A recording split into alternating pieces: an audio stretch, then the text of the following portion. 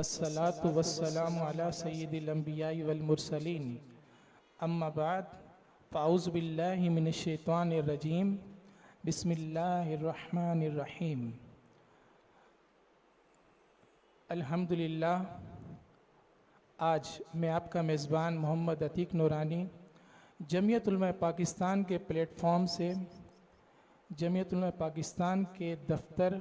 رضا library فرسکو چوک buns road پر موجود ہوں، اور الحمدللہ آج ہمارے پروگرام یوم تحفظ ختم نبوت کے عنوان سے جو انعقاد پذیر ہو رہا ہے، الحمدللہ میرے معزز شرکاء جو آج الحمدللہ اس پروگرام کی زینت ہیں، سب سے پہلے تو میں ان کا آپ کو تعارف کراتا چلوں۔ میرے معزز شرکاء میں سب سے پہلے جمعیت علماء پاکستان کراچی ڈویژن کے صدر مفتی محمد غوث ہزاروی صاحب یہاں پر تشریف فرما ہیں، اور ہمارے سینئر نائب صدر جمعیت علماء پاکستان جناب حضرت علامہ قاری فیاض احمد سعیدی نورانی صاحب یہاں پر تشریف فرمائے، اور ان کے ساتھ ساتھ محترم جناب محمد مستقیم نورانی صاحب، آپ بھی اس انجمن کی زینت ہیں، اور آپ کے ساتھ ساتھ ہمارے سینئر مرکزی رہنما عبدالرزاق سنگانی صاحب یہاں پر تشریف فرما ہیں۔ میں آپ تمام حضرات کا شکر گزار ہوں کہ آپ یہاں پر تشریف لائے اور ہمیں وقت عنایت فرمایا، اور انشاءاللہ اپنے وقت پر انشاءاللہ تمام حضرات اپنی حاضری کو پیش فرمائیں گے، اور 7 سپٹمبر 1974 کی تحریک جو حضور قائد ملت اسلامیہ امام شاہ احمد نورانی صدیقی رحمۃ اللہ علیہ نے جو خدمات پیش کیں، ان کو انشاءاللہ کما حق پیش کرنے کی آپ تمام حضرات کے سامنے کوشش فرمائیں گے۔ تو اس پروگرام کا جو سیگمنٹ ہوگا وہ الحمدللہ وہ اس طرح کا کچھ ہوگا کہ ہمارے جو معزز مہمان حضرات ہیں ان سے ہمارے آڈینس میں سے جو حضرات موجود ہیں وہ سوالات کریں گے، اور انشاءاللہ ہمارے معزز مہمان اپنی باری پر جن سے سوال ہوگا وہ انشاءاللہ اس کا جواب عنایت فرمائیں گے۔ تو اب میں باقاعدہ پروگرام کو شروع کرنے کے لیے سب سے پہلے تو قبلہ حضرت علامہ قاری فیاض احمد سعیدی صاحب سے گزارش کروں گا کہ آپ سب سے پہلے تو ختم نبوت کے حوالے سے قرآن و حدیث کی روشنی میں اس کی جو ہے نا تفصیل ہمیں ارشاد فرما دیں۔ جزاک اللہ، بہت شکریہ۔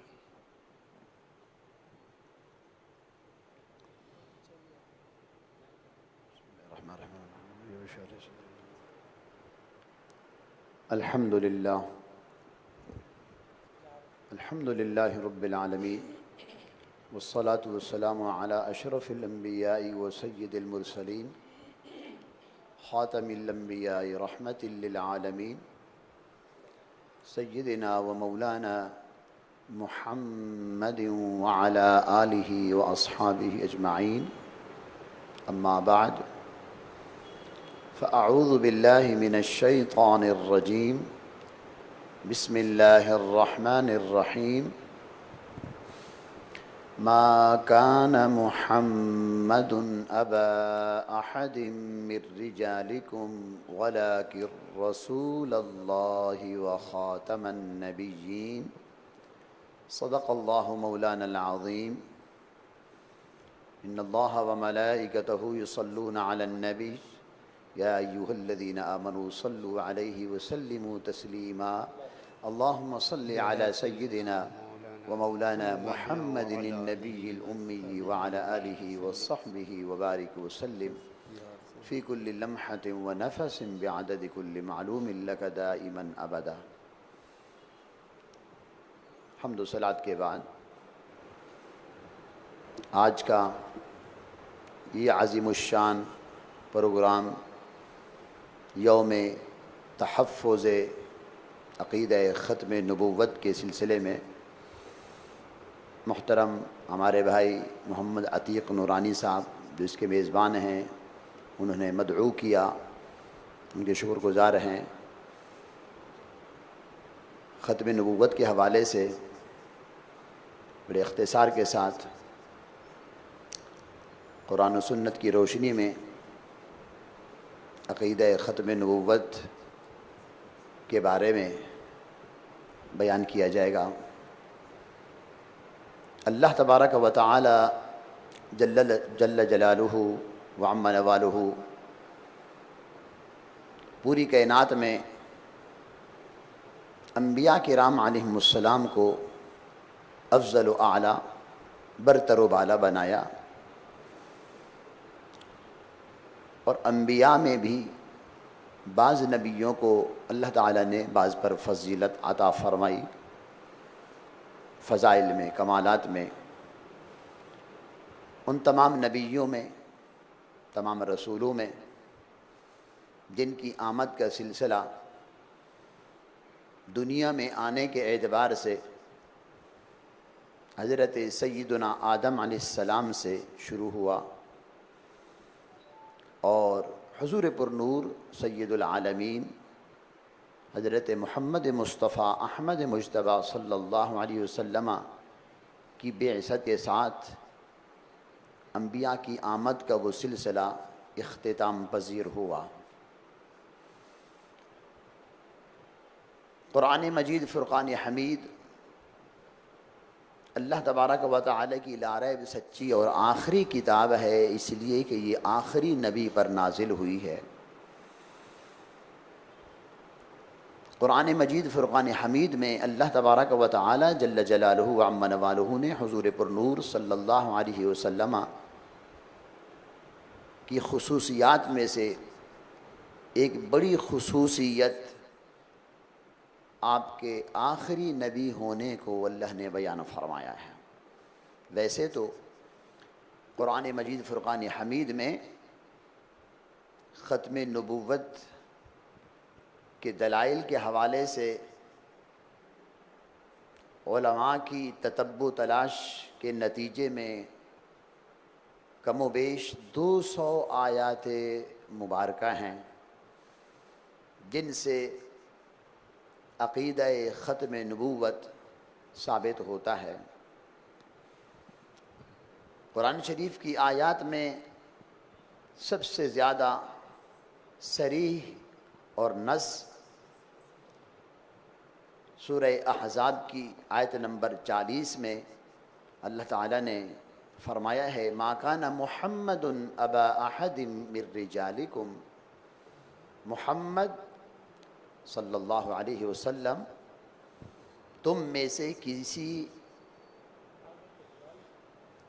میں سے مردوں کے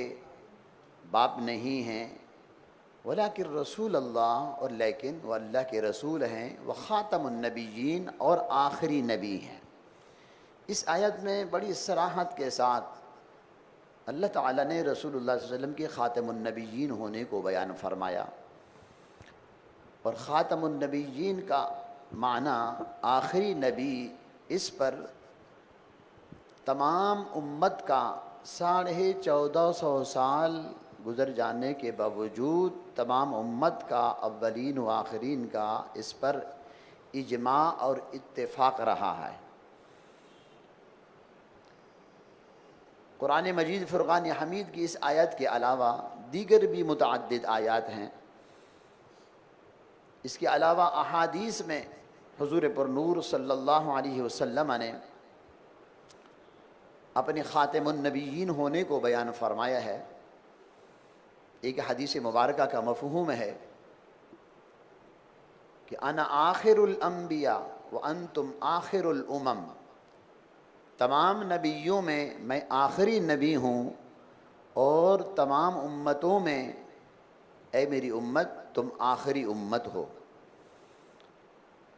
عقیدہ ختم نبوت انتہائی اہمیت کا حامل ہے۔ جیسا کہ حضرت آدم علیہ السلام سے پہلے کوئی نبی نہیں تھے دنیا میں، اسی طرح حضور پر نور صلی اللہ علیہ وسلم کی آمد اور آپ کی بعثت کے بعد دنیا میں کوئی دوسرا نبی نہیں ہو سکتا، کوئی نیا نبی مبعوث نہیں ہو سکتا۔ رہی بات حضرت عیسیٰ علیہ السلام کی، ان کی نبوت کا زمانہ مکمل ہو گیا، وہ حیات ہیں، قرب قیامت میں تشریف لائیں گے، جن کی آمد کے بارے میں حضور پر نور صلی اللہ علیہ وسلم نے فرمایا ہے۔ وہ تشریف لائیں گے، کوئی نئے نبی نہیں ہوں گے، بلکہ انجیل کی بجائے قرآن شریف پر عمل کریں گے اور رسول اللہ صلی اللہ علیہ وسلم کے نظام مصطفیٰ صلی اللہ علیہ وسلم کو نافذ فرمائیں گے۔ رسول اللہ صلی اللہ علیہ وسلم کی شریعت کے مطابق خود بھی عمل کریں گے اور لوگوں میں رسول اللہ صلی اللہ علیہ وسلم کی شریعت کو نافذ فرمائیں گے۔ تو آپ صلی اللہ علیہ وسلم آخری نبی ہیں، آپ کے بعد کوئی نیا نبی نہیں آ سکتا، یہ متفق عقیدہ ہے۔ ایک اور حدیث مبارکہ میں حضور پر نور صلی اللہ علیہ وسلم نے اس طرح سے بیان فرمایا، سیکون فی امتی ثلاثون کذابون، ان قریب میری امت میں 30 کذاب بہت بڑے جھوٹے پیدا ہوں گے، ان میں سے ہر ایک اپنے زعم اور اپنے گمان کے مطابق دعویٰ کرے گا کہ وہ نبی ہے، جبکہ حقیقت یہ ہے انا خاتم النبیین لا نبی بعدی، میں تمام نبیوں میں آخری نبی ہوں، میرے بعد کوئی بھی نبی نہیں ہو سکتا۔ اس حدیث مبارکہ میں حضور پر نور صلی اللہ علیہ وسلم نے سب سے پہلے تو اس بات کی طرف اپنی امت کو متوجہ فرمایا کہ کچھ لوگ میرے بعد ہوں گے کذاب ہوں گے، یعنی کسی رسول اللہ صلی اللہ علیہ وسلم کے بعد کوئی اگر نبوت کا دعویٰ کرتا ہے، اس کے جھوٹے ہونے کی سب سے بڑی دلیل یہی اس کا دعوی نبوت ہے، کسی اور دلیل کی ضرورت ہی نہیں ہے، اور نہ ہی کسی جھوٹے مدعی نبوت سے اس کے دعوے کے بارے میں دلیل مانگنی چاہیے۔ سیدنا امام اعظم ابو حنیفہ رضی اللہ تعالی عنہ نے بالکل واضح طور پر بیان فرمایا ہے کہ اگر جھوٹے مدعی نبوت سے کوئی دلیل مانگے اس کے دعوے نبوت کی صداقت پر، تو دلیل مانگنے والا بھی کافر ہو جائے گا۔ تو لہٰذا اس حدیث مبارکہ میں رسول اللہ صلی اللہ علیہ وسلم نے کذاب فرمایا کہ وہ بہت جھوٹا ہوگا، اور اس کے جھوٹے ہونے کی سب سے بڑی دلیل جو ہے دعوی نبوت ہوگا۔ ایک اور حدیث مبارکہ میں رسول اللہ صلی اللہ علیہ وسلم کا ارشاد گرامی ہے، جس کا مفہوم یہ ہے کہ اللہ تعالیٰ جل جلالہ و عم نوالہ نے لوگوں کی ہدایت کے لیے جو انبیاء کو دنیا میں بھیجا، ان کی آمد کا سلسلہ جاری رہا، انبیاء آتے رہے، تشریف لے جاتے رہے، قصر نبوت کی اینٹیں لگتی رہیں، انبیاء کی تشریف آوری ہوتی رہی، اور ایک اینٹ کی جگہ قصر نبوت کے محل کے کونے میں بچ گئی، تو میں وہ آخری اینٹ ہوں، قصر نبوت کی تکمیل کرنے والا ہوں، میرے بعد کوئی نبی نہیں ہے۔ تو یہ عقیدہ انتہائی اہمیت کا حامل ہے۔ اسلام کی پوری عمارت عقیدہ ختم نبوت پر ہے۔ عقیدہ ختم نبوت کی اہمیت اتنی ہے کہ سیدنا ابو بکر صدیق رضی اللہ تعالی عنہ نے جب منصب خلافت سنبھالا تو چاروں طرف سے فتنے پیدا ہونے لگے۔ ان فتنوں میں ایک بہت بڑا فتنہ مسیلمہ کذاب کی صورت میں ظاہر ہوا۔ حالات کی پرواہ کیے بغیر سیدنا ابو بکر صدیق رضی اللہ تعالی عنہ نے عقیدہ ختم نبوت کا سرکاری سطح پر تحفظ کرتے ہوئے باقاعدہ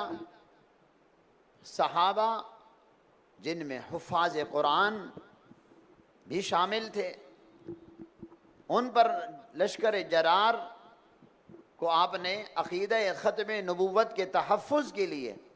اور مسیلمہ کذاب کی سرکوبی کے لیے، اس کو واصل جہنم کرنے کے لیے روانہ فرمایا، اور سپہ سالاری کا اعزاز حضرت خالد بن ولید سیف اللہ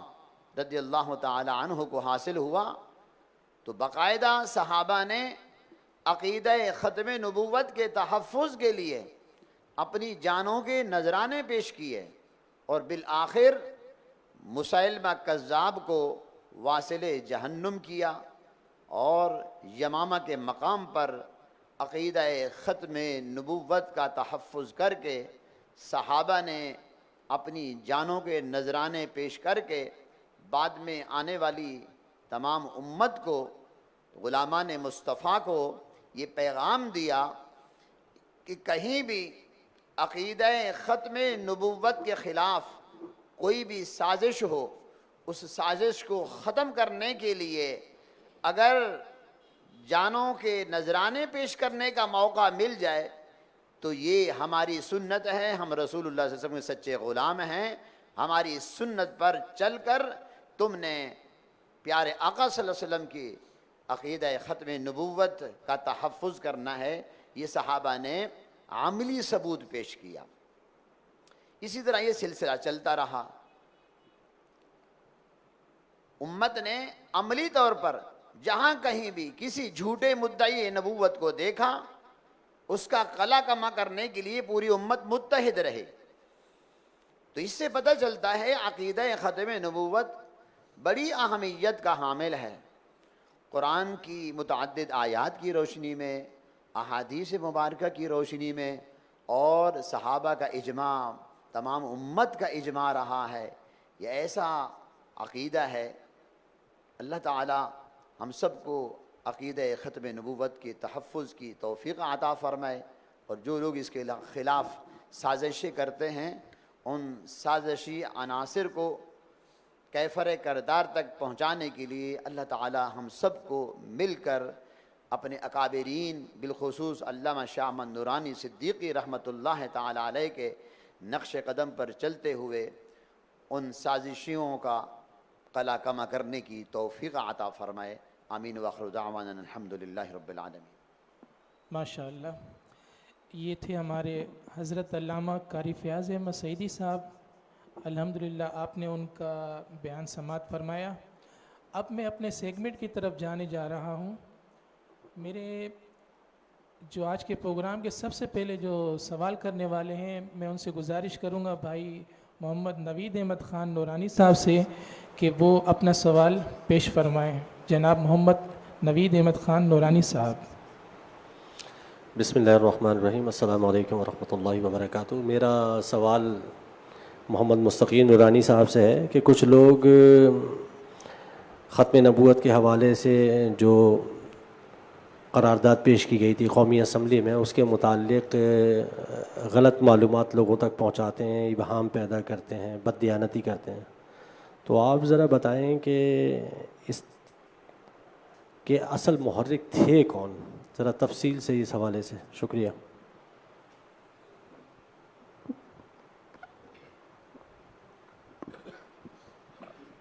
بسم اللہ الرحمن الرحیم۔ ابھی مجھ سے بھائی نوید احمد خان نورانی صاحب نے آج کی اس یوم تحفظ عقیدہ ختم نبوت کے عنوان سے جو کراچی ڈویژن کے دفتر میں بھائی عتیق نورانی صاحب جو ڈپٹی سیکریٹری اطلاعات بھی ہیں کراچی ڈویژن کے، ان کی جانب سے اس خوبصورت نشست کو سجایا گیا ہے، وہ قابل مبارکباد ہیں۔ شکریہ بھی ادا کرتے ہیں کہ انہوں نے اس موقع پر بڑا اہم نشست کا اہتمام کیا۔ اور 7 ستمبر 1974 کی تحریک جو ختم نبوت کی چلی ہے، اس سے قبل بھی پاکستان میں تحریک جو ہے اس حوالے سے 53 اور 54 کی جڑی مشہور تاریخ رکھتی ہے، لیکن آج ہمارا فوکس جو ہے جیسا کہ بتایا گیا کہ وہ 7 ستمبر 1974 کے حوالے سے ہے۔ مسلک حقہ اہل سنت و جماعت کے علماء کرام نے اول روز سے جب یہ فتنہ مارد وجود میں آیا، اس وقت سے اس فتنے کی بیخ کنی کرنے کی جو ہے وہ کوششیں اور جو ہے وہ اس پر عملی جد و جہد بلکہ جہاد جو ہے وہ کا آغاز فرمایا، اور کئی لوگ اس میں شہید بھی ہوئے، اور ہمارے اکابرین نے جو اہل سنت و جماعت کے اکابرین تھے اس کو پوری امت کا مسئلہ بنا کر پیش کیا کہ یہ مسئلہ جو ہے وہ جو بھی حضور نبی کریم علیہ السلام کا کلمہ طیبہ پڑھتا ہے اس سب کا یہ مسئلہ ہے، چاہے وہ اپنے آپ کو مسلک کے اعتبار سے مکتب فکر کے اعتبار سے کچھ بھی کہتا ہو، لیکن ہمارے اکابرین نے بہت بصیرت افروز جو ہے وہ اس معاملے کو جو ہے وہ انداز میں چلایا اور پوری امت کا مسئلہ بنا کر اس کو پیش کیا۔ اسی وجہ سے یہ کام اس میں کامیابی بھی حاصل ہوئی اور جو ہے وہ بالآخر اس فتنے کی جو ہے وہ اصل تصویر امت مسلمہ اور دنیا بھر میں اجاگر ہوئی۔ بھائی نوید احمد نورانی صاحب کے سوال کے اعتبار سے حقیقت یہ ہے کہ بڑی بدقسمتی کی بات ہے کہ 1974 کی جو تحریک ہے اس میں قرارداد کا معاملہ ہو یا اس میں جو ہے وہ قائدانہ کردار کا معاملہ ہو، حضور قائد ملت اسلامیہ جو امت مسلمہ کے عظیم لیڈر تھے اور جنہوں نے زندگی بھر اپنے نقصان پہنچانے والے ہوں یا اپنے حمایتی ہوں، اہل سنت کے عظیم رہبر اور امت مسلمہ کے عظیم عالم دین اور جو ہے وہ رہنما ہونے کے ناطے انہوں نے اپنا کردار ادا کیا۔ 1974 میں 30 جون 1974 کو پاکستان کی قومی اسمبلی میں یہ قرارداد پیش کی گئی۔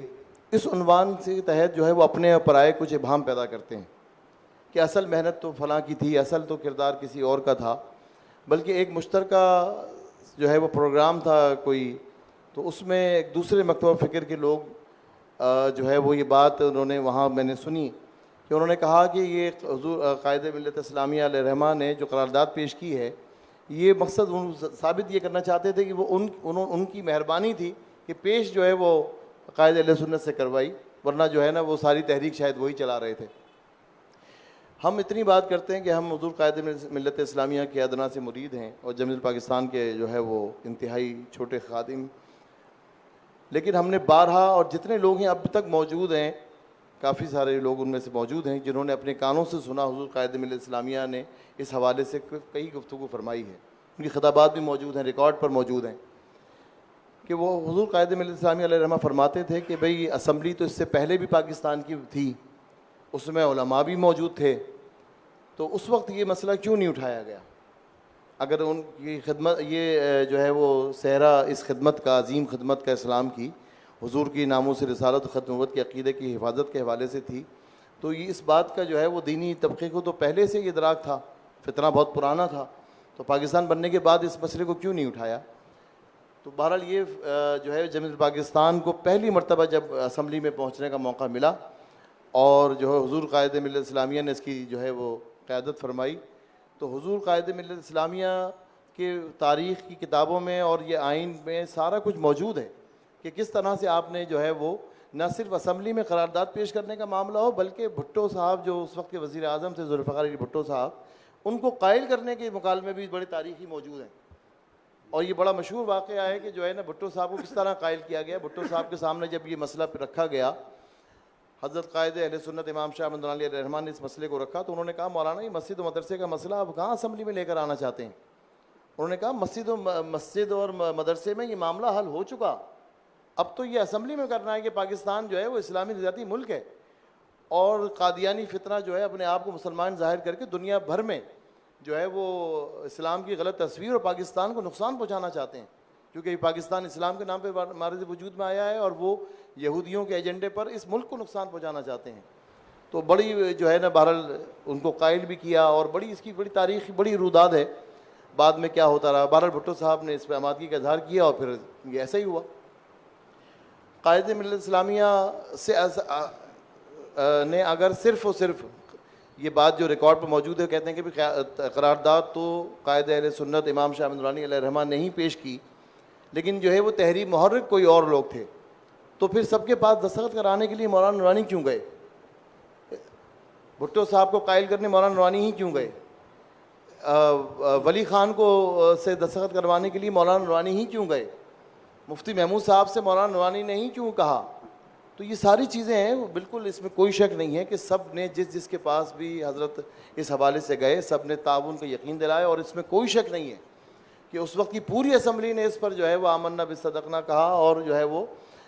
جو ہے اس مسئلے کو حل کرنے کی طرف بڑھے. سب کی کاوشیں ہیں. اور ہمارے اہل سنت میں اس سن 70 کی اسمبلی میں 7 اراکین قومی اسمبلی منتخب ہوئے تھے, جس میں سے 3 جو ہے وہ حکومت کی نظر ہو گئے تھے, اور جو 4 علماء تھے وہ اپنی جگہ موجود رہے. 4 علماء اپنی جگہ موجود رہے. اور ہمارے ہاں کچھ حسد کا بھی ہمارے ہاں معاملہ ہے, ہمارے اپنے مسلک میں بھی اس طرح کی باتیں کی جاتی ہیں. اس میں کوئی شک نہیں ہے کہ مسلمان کی تعریف حضور قائد ملت اسلامیہ نے جو ہے وہ جو ذمہ داری دی وہ شیخ الحدیث علامہ اظہری صاحب علیہ رحمہ کو دی, اور اس میں کوئی شک نہیں کہ انہوں نے جو تعریف جو ہے نا وہ لکھ کر دی اس پر سارے مکاتب فکر نے اتفاق کیا. یہ ان کی خدمت ہے, اور یہ سارے بزرگ جو ہے وہ حضرت قائد ملت اسلامیہ کو اپنا قائد تسلیم کرتے ہوئے ان کے شانہ بشانہ یہ کام کرتے تھے. لیکن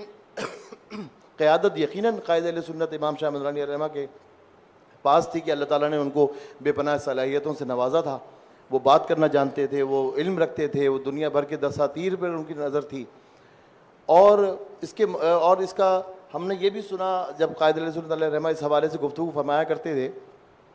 کہ ہم نے اسمبلی میں یعنی اپنی انتخابی مہم میں اس مسئلے کو ہم نہیں اٹھایا تھا, کہ ہمیں معلوم تھا کہ اس مسئلے کو ہم نے اٹھائیں گے تو ہمارے لیے پہلے ہی رکاوٹیں پیدا ہو جائیں گی, کیونکہ بعد میں بھی ہمیں روکا گیا. معاف کیجیے گا, بعد میں بھی ہم کو روکا گیا جب یہ کارنامہ انجام دے دیا گیا. اگر اس وقت ہم اس بات کا اظہار کر دیتے کہ اسمبلی میں ہمارے جانے کے اب ہمارا کام, کیونکہ جمعیت الپاکستان کا منشور قرآن و حدیث کی روشنی میں پورا جو دین ہے وہ ہے مقام مصطفیٰ کا تحفظ اور نظام مصطفیٰ کا نفاذ. ایمان بھی ہے اور عمل بھی ہے, دنیا داری بھی ہے اور جو ہے وہ ایمان بھی ہے. تو اس پر عمل کرتے ہوئے ظاہر سی بات ہے کہ یہ مینیفیسٹو میں موجود تھا. جمہوریت پاکستان نے نعرہ لگایا تھا کہ ہمارا منشور یہ ہے, اور اللہ تعالیٰ نے سچے ہونے کے ناطے آدھے جو دستور کا جو آدھا حصہ تھا, جو ہمارے منشور کا آدھا حصہ تھا مقام مصطفیٰ کا تحفظ, اس پہ اللہ تعالیٰ نے کامیابی عطا فرمائی کہ اخلاص کی بنیاد پر جب قائد ملت اسلامیہ امام شاہ علیہ رحمہ نے اس پر کام کا آغاز کیا. اور قائد ملت اسلامیہ علیہ رحمہ یہ بھی فرماتے تھے کہ ہم اس کا موقع ہمیں بہترین موقع اس طرح سے جو ہے وہ یعنی کہ مناسب سمجھا کہ مکہ معظمہ میں دنیا بھر کے یعنی کہ ایک عالمی علماء کی ایک کانفرنس منعقد کی گئی تھی, اور وہاں جو ہے وہ قادیانیوں کے حوالے سے یہ طے کیا گیا کہ یہ مسلمان نہیں ہیں. باضابطہ پوری دنیا کے علماء نے جو ہے وہ ان کے عقائد کا جائزہ لے کر ان کو اسلام سے باہر کرنے کی جو ہے وہ پر اتفاق کیا کہ یہ مسلمان نہیں ہیں. تو نورانی صاحب علیہ رحمہ یہی فرماتے تھے کہ جو یہ بہترین موقع تھا کہ ہم اسمبلی میں اس بات کو اٹھائیں, اور ہم نے جو ہے نا بڑی حکمت عملی کے تحت اس معاملے کو اٹھایا اور اس معاملے کو ہم نے آگے پہنچایا. اور یہ صحرا یقیناً اس لیے ہم نے آج اس نشست کا بھی اہتمام ہمارے دفتر میں کیا گیا کہ ہماری ذمہ داری بنتی ہے کہ آنے والی نسلوں کو جو ہے وہ ہم سچ بتائیں. اور ہم نے خود دیکھا اخبار میں مختلف لوگ کالم لکھا کرتے تھے, دوسرے مکاتب فکر کے لوگ, خود قائد اہل سنت علیہ رحمہ سے ہم نے سنا کہ جو ہے وہ ان سے فرماتے ہوئے, کیونکہ بھئی ان سے تو سبھی لوگ ملا کرتے تھے لیکن بڑی محبت سے بڑے طریقے سے, کہ بھئی تاریخ جو ہے وہ غلط یا جھوٹ لکھنے سے تبدیل تھوڑی ہو جاتی ہے. تو لکھیں ضرور, اپنے لوگوں کا ذکر کریں لیکن جو سچ ہے وہ سچ ہے. اپنے لوگوں کا ذکر کریں لیکن جو ہے وہ اتنا ہی کریں جس کا جتنا کردار ہے. تو بہرحال ہم تو یہ کہتے ہیں کہ ہمارے اپنے مسلک کے علماء ہوں جنہوں نے جو کردار ادا کیا, اللہ تعالیٰ ان کی خبروں کو جو ہے وہ مزید منور اور روشن فرمائے, اور جو دیگر مسالک نے دیگر مکاتب فکر کے لوگوں نے جو بھی اس حوالے سے تعاون کیا, اللہ تعالیٰ ان کے ساتھ بہترین معاملہ فرمائے گا. اور جو ہے وہ ذوالفقار علی بھٹو صاحب جو وزیر اعظم تھے, ان کے بارے میں حضور قائد سنت فرماتے تھے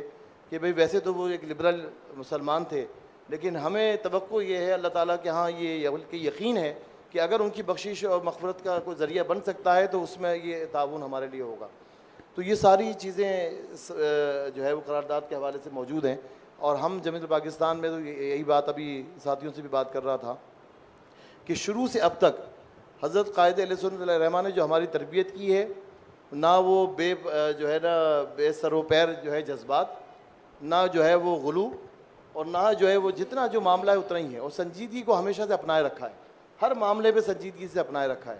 آج بھی بہت ساری کمزوریاں ہمیں موجود ہیں، لیکن اگر کوئی کہا جائے کہ بھئی سیاسی جماعت اہل سنت کی کوئی سنجیدہ کون سی ہے جس کو ٹیبل پہ بٹھا کے بات کی جا سکتی ہے، تو وہ الحمدللہ جمہوریت پاکستان ہے۔ تو ہم تو کسی کے کردار کی نہ نفی کرتے ہیں اور نہ ہی جو ہے نا وہ کسی کو بلا وجہ کا کریڈٹ لینے کی جو ہے نا وہ اجازت دے سکتے ہیں۔ تو تحریک کے محرک سن 74 میں حضرت قائد ملت اسلامیہ تھے، اس سے پہلے مختلف علماء رہے ہیں، اور یہ مشترکہ جدوجہد رہی ہے۔ اسمبلی میں بھی سارے مکاتب فکر کے لوگ، بلکہ لبرل قسم کے مسلمان اس وقت زیادہ اس میں موجود تھے، تو علماء چند تھے، دیوبند مکتب فکر کے علماء اس میں، اور ہمارے جو ہے لوگ اتنے زیادہ نہیں تھے جتنے کے مقابلے میں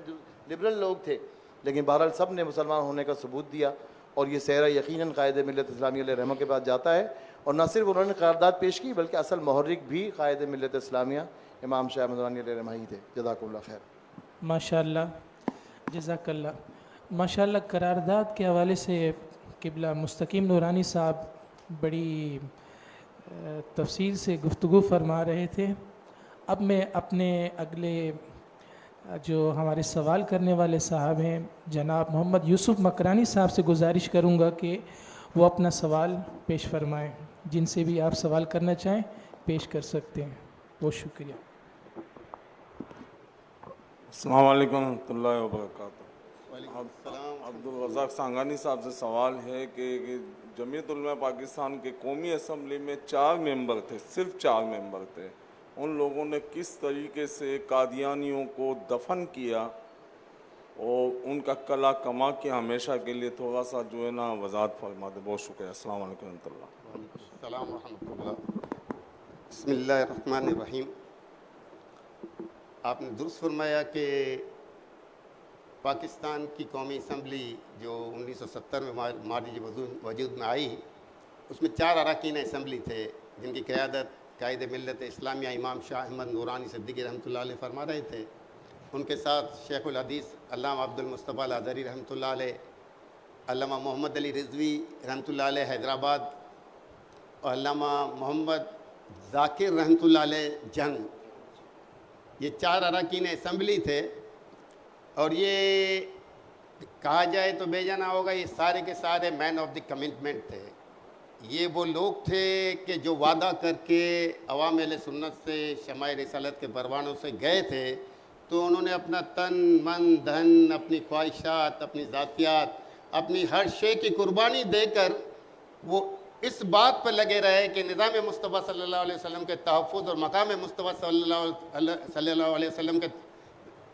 تحفظ کے لیے اور نظام مصطفیٰ صلی اللہ علیہ وسلم کے نفاذ کے لیے انہوں نے ساری جد و جہد اپنی جاڑی و ساری رکھنی ہے، اس کے لیے کسی قربانی سے دریغ نہیں کرنا ہے۔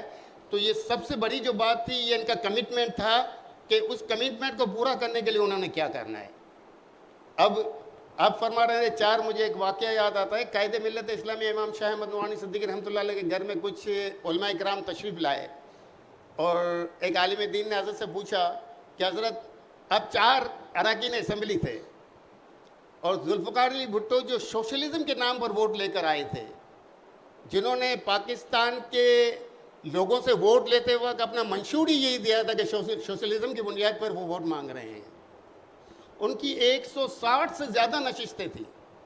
دوسرے نمبر پہ خان عبدالولی خان کی نیب نیشنل عوامی پارٹی جو بعد میں ANP بن گئی بین ہونے کے بعد، وہ سیکنڈ پارٹی تھی، وہ بھی سیکولر تھی، اور وہ بھی لیفٹسٹ کہلاتے تھے کہ جو سوشلزم سے قریب ترین تھے۔ تو کیا مولانا یہ کیا ہو گیا کہ آپ 4 تھے اور آپ نے ان سوشلسٹوں کے بیچ میں رہ کے پاکستان کو اسلامی جمہوریہ پاکستان کا اسٹیٹ ریلیجن اسلام اور پاکستان کی ساری آئین کو اسلامی آئین بنا کے رکھ دیا؟ تو حضرت رحمۃ اللہ علیہ نے بڑے مسکرا کے جواب دیا، کہا مولانا بات یہ ہے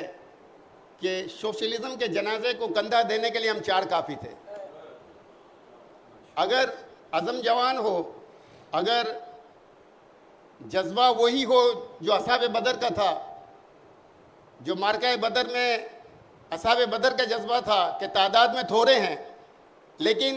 اللہ پہ توکل کیا تو اللہ کی مدد و تائید و نصرت ہمیں حاصل ہوگی۔ تو ہم نے اللہ پہ توکل کرتے ہوئے جب یہ کام شروع کیا تو اللہ نے اس کام میں اتنی برکت عطا فرما دی کہ سوشلسٹ حکومت جو ہے اور پارٹی کے لوگ جو ہے وہ بے بس ہو گئے, گھٹنے ٹیک دیے. مجھے یاد پڑتا ہے کہ شاہی سید جو سینیٹر ہیں عوامی نیشنل پارٹی کے, ان کے گھر پہ ابھی 2 سال پہلے ایک اجلاس تھا, آل پارٹیز کراچی اور سندھ کے لوگ تھے. تو مجھ سے ملاقات ہوئی تو کہنے لگے کہ آپ کی پارٹی کے جو قائد ہیں, میں کہنے لگے شاہی سید میں اس وقت چھوٹا تھا, جوان تھا, خان عبدالولی خان جب بھی کراچی تشریف لاتے تھے نا تو ہمیں گرمانے کے لیے آپ کے قائد مولانا شاہ احمد نورانی کا کوئی نہ کوئی واقعہ بیان کرتے تھے. وہ کہتے تھے کہ ایک مرتبہ قائد ولی خان کراچی تشریف لائے, ہم نے ان سے شکایت کی کہ کام کرنے میں بڑی دشواری ہے, بہت مصائب کا سامنا ہے, کراچی میں لوگ ہماری بات نہیں سنتے. تو انہوں نے کہا کہ مولانا شاہ احمد نورانی آپ کے شہر کراچی کے رہنے والے ہیں. وہ جب پارلیمنٹ کے کیفیٹیریا میں, وہ پارلیمنٹ کے ہاسٹل میں, وہ پارلیمنٹ کے اجلاسوں سے فارغ ہو کے جب ملتے تھے تو کوئی نہ کوئی قرارداد لے کر میرے پاس آتے تھے. آئین سازی کے دوران بھی کوئی نہ کوئی اسلامی دفعات سے متعلق میرے دستخط لینے کے لیے آتے تھے, تو میں دستخط تو کر دیتا تھا, لیکن میں ان سے کہتا تھا مولانا اب 4 آدمی ہو اور بھٹو کے پاس بہت بڑی تعداد ہے, یہ اب کہاں سے منظور کروائیں گے؟ تو امام نورانی نے مجھے کیا جواب دیا, کہنے لگے ولی خان کہ خان صاحب ایک 10 کلو کا تربوز ہے نا, اس کو کاٹنے کے لیے ایک پاؤ سے بھی کم کا جو چھری یا چاقو ہے نا وہ کافی ہے. اگر عزم جوان ہو نا تو طاقت کتنی بھی کسی کے پاس بڑی ہو. تو شاہی سید جو سینیٹر ہے وہ کہنے لگا کہ کمال ہو گیا, کہ ولی خان نے کہا کہ کمال ہو گیا کہ جتنی قراردادوں پر مولانا شاہ احمد نورانی نے مجھ سے دستخط لیے وہ سب کے سب آئین کا حصہ بن گئے. تو بات یہ ہے کہ اگر کوئی اپنے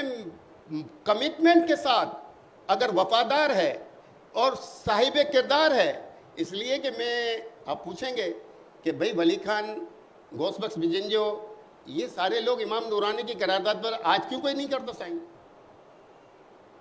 آج کوئی کیوں نہیں کرتا؟ تو بات یہ ہے کہ ان کا کردار یہ تھا کہ امام نورانی جب پاکستان کی سیاست میں, جب پہلے اجلاس میں جب جنرل یحییٰ خان نے سیاسی جماعتوں کو بلایا اور ان سے بات چیت کرنا چاہی, ملک میں جنگ ہو رہی تھی, ایسٹ پاکستان کا جو حال تھا وہ ہم سب کو پتہ ہے. اس وقت جب حضرت قائد اہل سنت اس اجلاس میں داخل ہوئے ہیں اس کمرے میں, یحییٰ خان کی میز پہ شراب پڑی ہوئی تھی اور اس کے ہاتھ میں شراب کا پیالہ تھا. ولی خان بتاتے ہیں جب اس اجلاس کے بعد وہ باہر نکلے, ولی خان نے اخباری نمائندوں سے کہا کہ میں نے آج تک کتابوں میں پڑھا تھا کہ مرد کلندر جو ہوتے ہیں وہ وقت کے ظالم سلطان کے سامنے کلمہ حق بلند کرتے ہیں, آج میں نے اپنی آنکھوں سے دیکھا کہ مولانا شاہ احمد نورانی نے جنرل عامر ڈکٹیٹر یحییٰ خان سے کہا کہ مسٹر پریزیڈنٹ تمہیں شرم آنی چاہیے, تم شراب پیتے ہو, ملک ٹوٹ رہا ہے, تم اسلامی جمہوریہ پاکستان میں بیٹھ کے شراب پیتے ہو, یہ ملک اسلام کے نام پر حاصل کیا تھا. کہنے لگے کہ مولانا کے ہاتھ میں چھڑی تھی اور زور سے زمین پہ پچھاڑ کے وہ جانے لگے کہ ہم یہاں نہیں بیٹھ سکتے جب تک یہ الخبائث کو نہیں ہٹایا جاتا. یحییٰ خان کے ہاتھ کانپ رہے تھے بات کرتے ہوئے, اس نے اپنے ملٹری سیکٹری کو اشارہ کیا, وہاں سے شراب ہٹائی گئی, اس کے بعد ہماری میٹنگ شروع ہو چکی. تو بات یہ ہے کہ اپنے کردار سے ثابت کرنا پڑتا ہے, قراردادیں بنانا, تقریریں کرنا, گفتار کے غازی بننا تو ہر دور میں اور آج کے دور میں ہمارے سامنے ہے. لیکن جن 4 کی آپ بات کر رہے ہیں ان کی قیادت کون کر رہے تھے؟ ان کی قیادت وہ کردار کے اس منصب کا انسان کر رہا تھا جو بلندی کے اس عظیم مینارے پہ کھڑا تھا جہاں پاکستان کے سیاسی رہنما جو ہیں سر اٹھا کر ان کو دیکھتے تھے اور سلام کرتے تھے. آج امام نورانی کا بدترین مخالف نہ ہو کیوں, نظریاتی اختلاف کیوں نہ رکھتا ہو, لیکن ان کے صاحب کردار ہونے کی قسم کھانے کے لیے وہ تیار ہے. تو بات ساری یہ ہے کہ امام نورانی کا جو کردار تھا وہ یہ کردار تھا کہ وہ پہلی ملاقات میں انہوں نے سب کو قائل کیا اور بتایا کہ میں مجدد الفسانی کا نائب ہوں, دعوے دار نہیں ہوں. ثابت کرنے کے لیے کردار تھا اور یہ کردار یہ چلتا رہا. بھٹو صاحب نے اسلام آباد میں اراکین اسمبلی کے لیے ایک مراعات کا اعلان کیا کہ چونکہ آئین سازی کے دوران اراکین کو اسلام آباد میں رہنا پڑے گا اور اسلام آباد میں رہنے کے لیے ان کے لیے رہائش کا بھی انتظام ہونا چاہیے. ہر ایم این اے کو 1,000 گز کا پلاٹ جو ہے وہ الاٹ کیا گیا کہ ہر ایم این اے یہاں پہ اسلام آباد میں 1,000 گز کا پلاٹ فلاں بلاک کے اندر جو ہے نا اس کو دیا جائے گا. قائد اہل سنت نے پارلیمانی پارٹی کا اجلاس بلایا, 4 افراد اس میں شامل تھے جن کے آپ سوال نے آپ نے پوچھا. ان 4 سے جب بیٹھ کے حضرت نے کہا کہ لوگوں نے ہمیں اسلام آباد میں نظام مصطفیٰ صلی اللہ علیہ وسلم کے نفاذ اور مقام مصطفیٰ صلی اللہ علیہ وسلم کے تحفظ کے لیے بھیجا ہے، ہمیں یہ مکان اور یہ ہمیں پلاٹ دینا چاہتے ہیں۔ تمام اراکین نے کہا آپ قائد ہیں، جو آپ فیصلہ کریں گے وہ ہم منظور کریں گے۔ کہا جب تک پاکستان کے ایک ایک شخص کے سر پہ چھت نہیں آ جاتی ہمیں کوئی حق نہیں پہنچتا کہ ہم اسلام آباد کے اندر پلاٹ لیں۔ اور انہوں نے پریس کانفرنس کر کے کہا کہ جمعیت علماء پاکستان میں کوئی ایسا شخص نہیں ہے جو وہ پلاٹ لینے کا جو ہے نا حقدار حامی ہو۔ یہ سارے لوگ دیکھ رہے تھے۔ غوث بخش بجنجو وہ کہا کرتے تھے کہ لوگ مجھے دہریہ کہتے ہیں، لوگ مجھے کمیونسٹ اور سوشلسٹ اور کہتے ہیں اور مسلمان ماننے سے انکار کرتے ہیں، لیکن جب میں مولانا نورانی سے ملتا ہوں تو میں مسلمان ہو جاتا ہوں اور میں قائل ہو جاتا ہوں کہ مزدوروں کے حقوق کا، انسان کے تمام طبقوں کے بنیادی حقوق کا کوئی ضامن ہے تو اسلام دین اسلام ہے۔ ان سے ملنے کے بعد میں قائل ہو جاتا ہوں۔ تو بات یہ ہے کہ امام نورانی رحمۃ اللہ علیہ نے اپنے کردار سے جو ہے وہ ساری اسمبلی کے لوگوں کو اپنا دیوانہ اور اپنا جو ہے نا قائل کر لیا، یہاں تک کہ جب امام نورانی پاکستان کی اسمبلی میں منتخب ہو کر آئے تو BBC لندن نے یہ کہا کہ یہ نمازیں پڑھانے والے اور یہ میلاد کرنے والے پاکستان کی اسمبلیوں میں آ گئے، لیکن امام نورانی کا جب آئین کے حوالے سے کردار دیکھا، امام نورانی نے لندن کے برطانیہ کے دارالعلوم جو ان کا اپنا دارالعلوم تھا اس میں جب پارلیمنٹرین سے خطاب کیا تو BBC لندن نے معافی مانگی، کہا جن کو ہم ایک مولوی اور جس کو ایک ہم نماز پڑھانے والا عام مولوی سمجھتے تھے، یہ تو دنیا کے کئی دساتیر پہ گہری نظر رکھتا ہے اور دنیا کی کئی زبانوں پہ اس کو عبور ہے۔ تو امام نورانی اپنے کردار سے لوگوں کو مناتے رہے، یہاں تک کہ جب پاکستان کی دستور ساز اسمبلی کے لیے جو کمیٹی بنی تھی اس کمیٹی کے چیئرمین حفیظ پیرزادہ، پہلے اس کمیٹی کے چیئرمین محمود علی قصوری تھے، میاں محمود علی قصوری، انہوں نے ریزائن کر دیا۔ کہا بھٹو صاحب ہم نے سوشلزم کے نام پہ ووٹ لیا ہے، آپ کے ساتھ مولانا نورانی بیٹھتے ہیں، آپ کو قائل کرتے ہیں، آپ سوشلزم کو کبھی نکال دیتے ہیں، کبھی اس چیز کو نکال دیتے ہیں، میں اس قانون سازی کے کام میں آپ کے ساتھ مزید نہیں چل سکتا۔ اس کے بعد عبدالحفیظ پیرزادہ جو ہے چیئرمین بنے۔ اس کمیٹی میں پاکستان کی مختلف سیاسی جماعتوں کے ایک رکن کو لیا گیا تھا، جس میں امام نورانی کی ذمہ داری تھی کہ وہ جمعیت علماء پاکستان کی نمائندگی کریں گے۔ اب مولانا ہر بات کو منواتے تھے، دلیل کے ساتھ مناتے تھے، دنیا کے دساتیر کے حوالے دیتے تھے۔ حفیظ پیرزادہ کے ساتھ جو ان کے سیکٹری، جو پارلیمانی سیکٹری بیٹھا کرتے تھے، وہ بیچ میں بولنے کی کہتے تھے، مولانا کہتے شٹ اپ، آپ اپنے منسٹر سے بات کریں، آپ ہمارے درمیان میں جو مداخلت نہیں کر سکتے، آپ کو کوئی مشورہ دینا ہے اپنے منسٹر سے بات کریں۔ اور حفیظ پیرزادہ کے ساتھ مولانا نے اتنے آئینی معاملات میں جو ہے ان کو منوایا کہ حفیظ پیرزادہ نے ہتھیار ڈالتے ہوئے ذوالفقار علی بھٹو سے کہا کہ کانسٹیٹیوشن ایکورڈ آئینی دستاویز کے لیے جو آپ فائنل ہمیں ٹائم دیں گے، میں چاہتا ہوں کوئی ایسا ٹائم دے کہ جس میں مولانا شاہ احمد نورانی نہ آ سکے، اس لیے کہ وہ قائل کر لیتے ہیں، ان کی بات میں سحر ہے، ان کی بات میں دلیل ہے، لاجک ہے، اور قرارداد مقاصد سے لے کر ان کی پاکستان کا جو 23 مارچ کو جو قرارداد منظور ہوئی ہے اور قائد اعظم کی پوری جد و جہد کے اندر وہ جگہ جگہ جو ہے ثابت کرتے ہیں کہ ہمارے ملک کس بنیاد پہ حاصل کیا گیا ہے، اس بنیاد پہ جو ہمیں ماننا پڑتا ہے۔ تو کوئی ایسا وقت ہو کہ ہم جلد بازی میں کوئی ایسا کام کر جائیں کہ مولانا نورانی اس اجلاسوں میں شرکت نہ کر سکیں، تو اس وقت کی حکومت کی ایجنسیز نے پورے ملک کے اندر معلومات کی کہ امام نورانی جو ہے وہ کن ایام کے اندر جو ہے وہ نہیں آ سکیں گے۔ تو پتہ چلا کہ مولانا شاہ احمد نورانی رمضان المبارک میں جناح مسجد میں قرآن شریف سناتے ہیں تراویح میں، اور 2 سپارے کچھی میں مسجد تہجد میں سناتے ہیں، درس کی محفلیں ان کی وہیں ہوتی ہیں، افطار پارٹیوں میں ان کا وہاں خطاب ہوتا ہے، ان کے شبینے وہاں ہوتے ہیں۔ یہ دنیا کے کسی بھی ملک میں ہوں، وہ رمضان المبارک جو ہے ان کو کراچی میں آنا ضروری ہوتا ہے کہ ان کی یہ مصروفیات سالہ سال سے ہیں۔ بھٹو صاحب نے رمضان کی تاریخیں دی کہ کانسٹیٹیوشن ایکورڈ کے لیے جو ہماری بات چیت ہوگی، جو گفتگو ہوگی اس پارلیمانی اس دستور ساز کمیٹی سے، ان کی تاریخیں بھیج دی۔ جب سرکولر آیا امام نورانی رحمۃ اللہ علیہ کے پاس تو آپ سرکولر پڑھ کے مسکرائے، آپ نے کہا کہ لوگوں نے ہمیں اس لیے تھوڑی ووٹ دیا ہے کہ ہم جناح مسجد میں نماز پڑھائیں گے، تراویح پڑھائیں گے، ہم تہجد یہاں پڑھائیں گے، نہیں، لوگوں سے ہمارا کمٹمنٹ ہے کہ ہم نظام مصطفیٰ کی جد و جہد میں ہر اول دستے میں آگے کھڑے ہوں گے، مقام مصطفیٰ صلی اللہ علیہ وسلم کے تحفظ کے لیے ہم آگے کھڑے ہوں گے۔ تو اب ہم نے اس سرکولر کو دیکھنے کے بعد میرے دل میں یہ خواہش ہے کہ مولانا نورانی جو ہے اس سال तरावी की इमामत MNA हॉस्टल इस्लामाबाद में करेंगे। और हज़रत रहमतुल्लाह अलैह ने वो वाहिद तरावी जो पाकिस्तान की जो हिस्ट्री है उसमें इमाम नूरानी जब से जिना मस्जिद में तशरीफ़ लाएँ, 2 तरावियाँ हज़रत कायद अहले सुन्नत ने जो है वो जिना मस्जिद में नहीं पढ़ाई। एक जब दस्तूर बन रहा था और एक जब हज़रत कोलंबो में थे और वहाँ कुछ लोगों ने शरारत करके हज़रत के मामलात में कुछ हुकूमती सतह पर कुछ वो किया था, तो हज़रत ने वहाँ की हुकूमत के सामने बैठकर अपने दलाइल के लिए जब वहाँ रुके तो वहाँ के सदर ने, श्रीलंका के सदर ने इमाम नूरानी के दलाइल सुनने के बाद उनको अपना ख़ास तौर पे रुकने के लिए कहा। और चूँकि कोर्ट में कुछ लोगों ने डिस्टर्ब किया हुआ था तो वो तारीखों की वजह से चांद हो गया। चांद हो जाने की वजह से इमाम नूरानी ने एक तरावी जो है कोलंबो के मुसलमानों को जो है पढ़ाने का जो है ना ये ख़ास इनाम दिया कि आज भी लोग कोलंबो में 3rd क्रॉस में जो मस्जिद है उस मस्जिद में दुनिया का कोई आलिम जो है उनकी मर्ज़ी के बगैर इमामत नहीं कर सकता, लेकिन उस मस्जिद में लिखा हुआ था कि इमाम नूरानी सिद्दीकी रहमतुल्लाह अलैह के लिए मस्जिद के दरवाजे 24 घंटे हाजिर हैं। यहाँ पर इतनी खुशी और मुसरत का इज़हार करते थे। तो हज़रत ने वो तरावी जो है वो MNA हॉस्टल में पढ़ाई और हज़रत ने उसी दस्तूर के अंदर एक नुक्ता था, दस्तूर में सारी चीज़ें शामिल करवाई। एक अलग मौजूद है, इस पर कभी बहस होगी कि पाकिस्तान का सदर और वज़ीर आज़म मुसलमान होगा और सदर और वज़ीर आज़म मुसलमान होगा तो उसके लिए जब तय हो गया, दफ़ा शामिल हो गई, तो हज़रत ने कहा कि जब मुसलमान होगा तो उसकी कोई तारीफ़ भी होनी चाहिए कि मुसलमान है तो उसकी तारीफ़ भी तो हो। भुट्टो साहब ने कहा ये क्या है? तो कहा कि मुसलमान की तारीफ़ अगर नहीं होगी, कोई भी कल आके कह देगा कि मैं मुसलमान हूँ। तो कौसर नियाज़ी जो वज़ीर मजहबी उमूर थे उस पीपल्स पार्टी की हुकूमत में, उन्होंने कहा मौलाना मैं आपको चैलेंज करता हूँ, अगर आप मुसलमान की मुत्तफ़िका तारीफ़ ले आए मुख्तलिफ मकातिब फ़िक्र से लिखवा कर,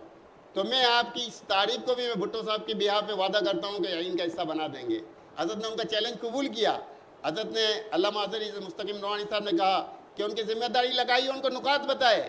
बात यह है कि ये कायदीन का एक टीम वर्क था और कायदीन एक दूसरे के साथ शामिल रह के मुशावरत में रहते थे। और उलमा बताते हैं कि वो जो तारीफ़ लिखी गई है वो किताबों में नहीं मिलती, वो ढूंढने से नहीं मिलती, लेकिन हज़रत की निगाहें कहाँ थी कि वो तारीफ़ सिर्फ एक किताब में है जो हज़रत ज़ैद के मुसलमान के वालिदैन के मुसलमान होने का है कि इसमें कायद अहले सुन्नत ने जो है ना उस तारीफ़ का हिस्सा बनाने के लिए जो है ना उनको उस कमेटी को गाइड किया जो जमीयत उलमा पाकिस्तान की थी, जिसमें सरकार दो आलम सल्लल्लाहु अलैहि वसल्लम ने, इस हदीस का मफ़हूम यह है कि सरकार दो आलम सल्लल्लाहु अलैहि वसल्लम ने ज़ैद के वालिदैन से ये कहा, तारीखी लोग थे कि उन्होंने शख्सियत के लिए कभी काम नहीं किया। वो कहते थे जब इमाम नूरानी के भाई मुस्तकीम नूरानी को, मुफ्ती साहब को ये पता होगा, एक वक्त ऐसा आया कि लोगों ने नारे लगाने शुरू किए कि कौन करेगा हुक्मरानी, शाह नूरानी शाह नूरानी। हज़रत अपनी सीट से खड़े हुए, खामोश करवाया, कहा क्या बात करते हैं, हम किसी शख्सियत को जो है हुकूमत में लाना नहीं चाहते,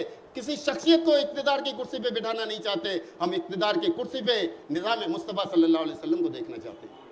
उनके पेश नज़र शख्सियत नहीं थी, उनकी ठोकरों में सीटें थी। उनको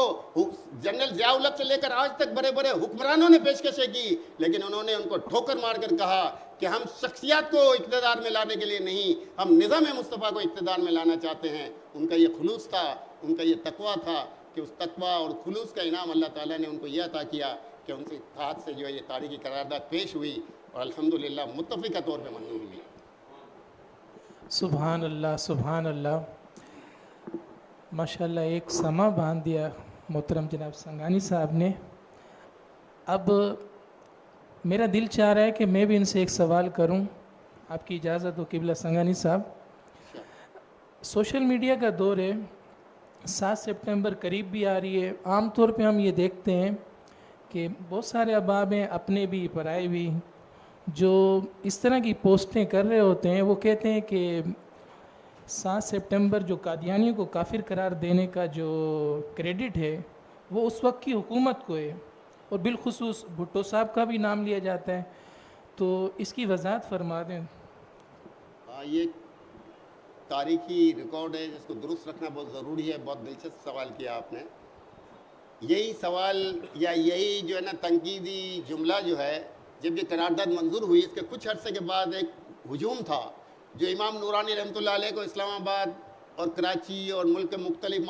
शहरों में जब पता चलता था कि इमाम नूरानी आए हुए हैं तो उनको मुबारकबाद देने के लिए एक तांता बंधा रहता था। تو غوث ہزاروی جو جمعیت علماء اسلام کے منحرف رکن اسمبلی تھے جو بھٹو صاحب سے مل گئے تھے، انہوں نے دیکھا تو ایک بار وہ کہنے لگے یہی بات جو آپ نے ابھی فرمائی کہ یہ تو بھٹو کو کریڈٹ جاتا ہے کہ جو قادیانیوں کو غیر مسلم اقلیت قرار دیا گیا. تو حضرت مسکرائے کہ اگر آپ کی یہ بات صحیح ہے تو پھر پاکستان بنانے کا کریڈٹ لارڈ ماؤنٹ بیٹن کو جاتا ہے، اس لیے کہ قائد اعظم محمد علی جناح رحمۃ اللہ علیہ کی قابل فخر قیادت میں مسلمانوں نے، ہندوستان نے لاکھوں کی تعداد میں جو ہے قربانیاں دی، شہادتیں کی، اور اس کے نتیجے میں جب پاکستان بنا تو آخری سائن کرنے والا تو لارڈ ماؤنٹ بیٹن ہی تھا. تو پھر آپ کیا یہ ثابت کرنا چاہتے ہیں کہ لارڈ ماؤنٹ بیٹن نے پاکستان بنایا؟ بات یہ ہے کہ لوگوں کو اصل میں ہماری یہ بدنصیبی ہے، بھائی مستقیم نورانی نے صحیح فرمایا کہ ہم نے تاریخ کے اوراق کو بند کر کے رکھ دیا. تاریخ کے اوراق کو اگر ہم کھولیں، اور یہ زیادہ دور کی باتیں نہیں ہیں کہ جس کے لیے 100 سال یا 200 سال کی باتیں ہیں، یہ 49 سال ہوئے ہیں، اگلے سال گولڈن جوبلی ہے انشاءاللہ. قادیانی زخم چاٹ رہا ہے اور انشاءاللہ یہ پوری دنیا کے مسلمانوں کے لیے. میں یہ عرض کر رہا ہوں کہ قادیانیوں کو کافر قرار دلانے کی کوئی اگر یہ سمجھتا ہے کہ 7 ستمبر کو یہ قرارداد پیش ہوئی اور منظور ہو گئی، تو ایسا نہیں ہے. 20 جون 1974 بجٹ اجلاس ختم ہوا، قائد اہل سنت نے ایک پرائیویٹ بل پیش کیا. 20 جون 1974 اور 7 ستمبر اس کے درمیان میں 2.5-3 ماہ کا فرق ہے، ٹھیک ہے نا. حضرت نے اسپیکر کو طار کیا کیونکہ وہ اجلاس ایڈجورن کر چکے تھے. قومی اسمبلی کا اجلاس بجٹ منظور ہو جانے کے بعد ملتوی ہو گیا. تو قائد اہل سنت نے اسپیکر صاحبزادہ فاروق علی کو طار کیا کہ میں ایک آئینی نقطے کی طرف توجہ دلانا چاہنے کے لیے میں نے یہ پرائیویٹ بل پیش کیا ہے جس پر آئین اجلاس بلایا جائے، اور آئین میں امینڈمنٹ ناگزیر ہو گئی ہے. اس پرائیویٹ بل میں یہ لکھا ہوا تھا کہ چونکہ پاکستان کے آئین میں یہ لکھا ہوا ہے کہ مسلمان کی تعریف یہ ہے، اور اس وقت مسلمانوں کے معاملات میں ایک جھگڑا چل رہا ہے، کچھ جگہوں پہ کچھ فسادات بھی ہوئے ہیں، چنیوٹ میں ٹرینوں پہ حملے ہوئے ہیں، اور وہاں پہ ایک طبقہ جو اس تعریف پہ پورا نہیں اترتا وہ اپنے آپ کو مسلمان کہتا ہے، تو اس کا تعین ہونا چاہیے آئین میں. بھٹو صاحب نے کہا مولانا یہ تو مسجدوں کا، جو مسلم بھائی نے فرمایا بالکل کہ مولانا یہ تو مسجدوں کا مسئلہ ہے. حضرت نے کہا مسجدوں میں حل ہو چکا ہے، لیکن بھٹو صاحب یہ آئینی مسئلہ ہے. آپ کو کس نے کہہ دیا کہ یہ صرف مسجدوں کا؟ یہ آئین کا بھی مسئلہ ہے، آئین پاکستان میں یہ لکھا ہوا ہے. بھٹو صاحب نے کہا کہ آپ اس پر اٹارنی جنرل یحییٰ بختیار جو ہے ان کو قائل کر لیں. حضرت قائد اہل سنت نے اس سے پہلے جو آپ نے فرمایا نا کہ ولی خان سے دستخط لیے، مفتی محمود صاحب سے کہا حضرت نے کہ دستخط کریں. مفتی محمود نے کہا مولانا چھوڑیں. سہر وردی وزیر اعظم تھا پاکستان کا، اس کے دور میں لاہور کی سڑکوں پہ خون بہا ہے. آپ مولانا کہا آپ دستخط کرتے ہیں یا نہیں؟ میں پرامن جدوجہد کی طرف جا رہا ہوں، میں آئینی جدوجہد کی طرف جا رہا ہوں، آپ سائن کرتے ہیں یا نہیں؟ مفتی محمود نے سائن کیے.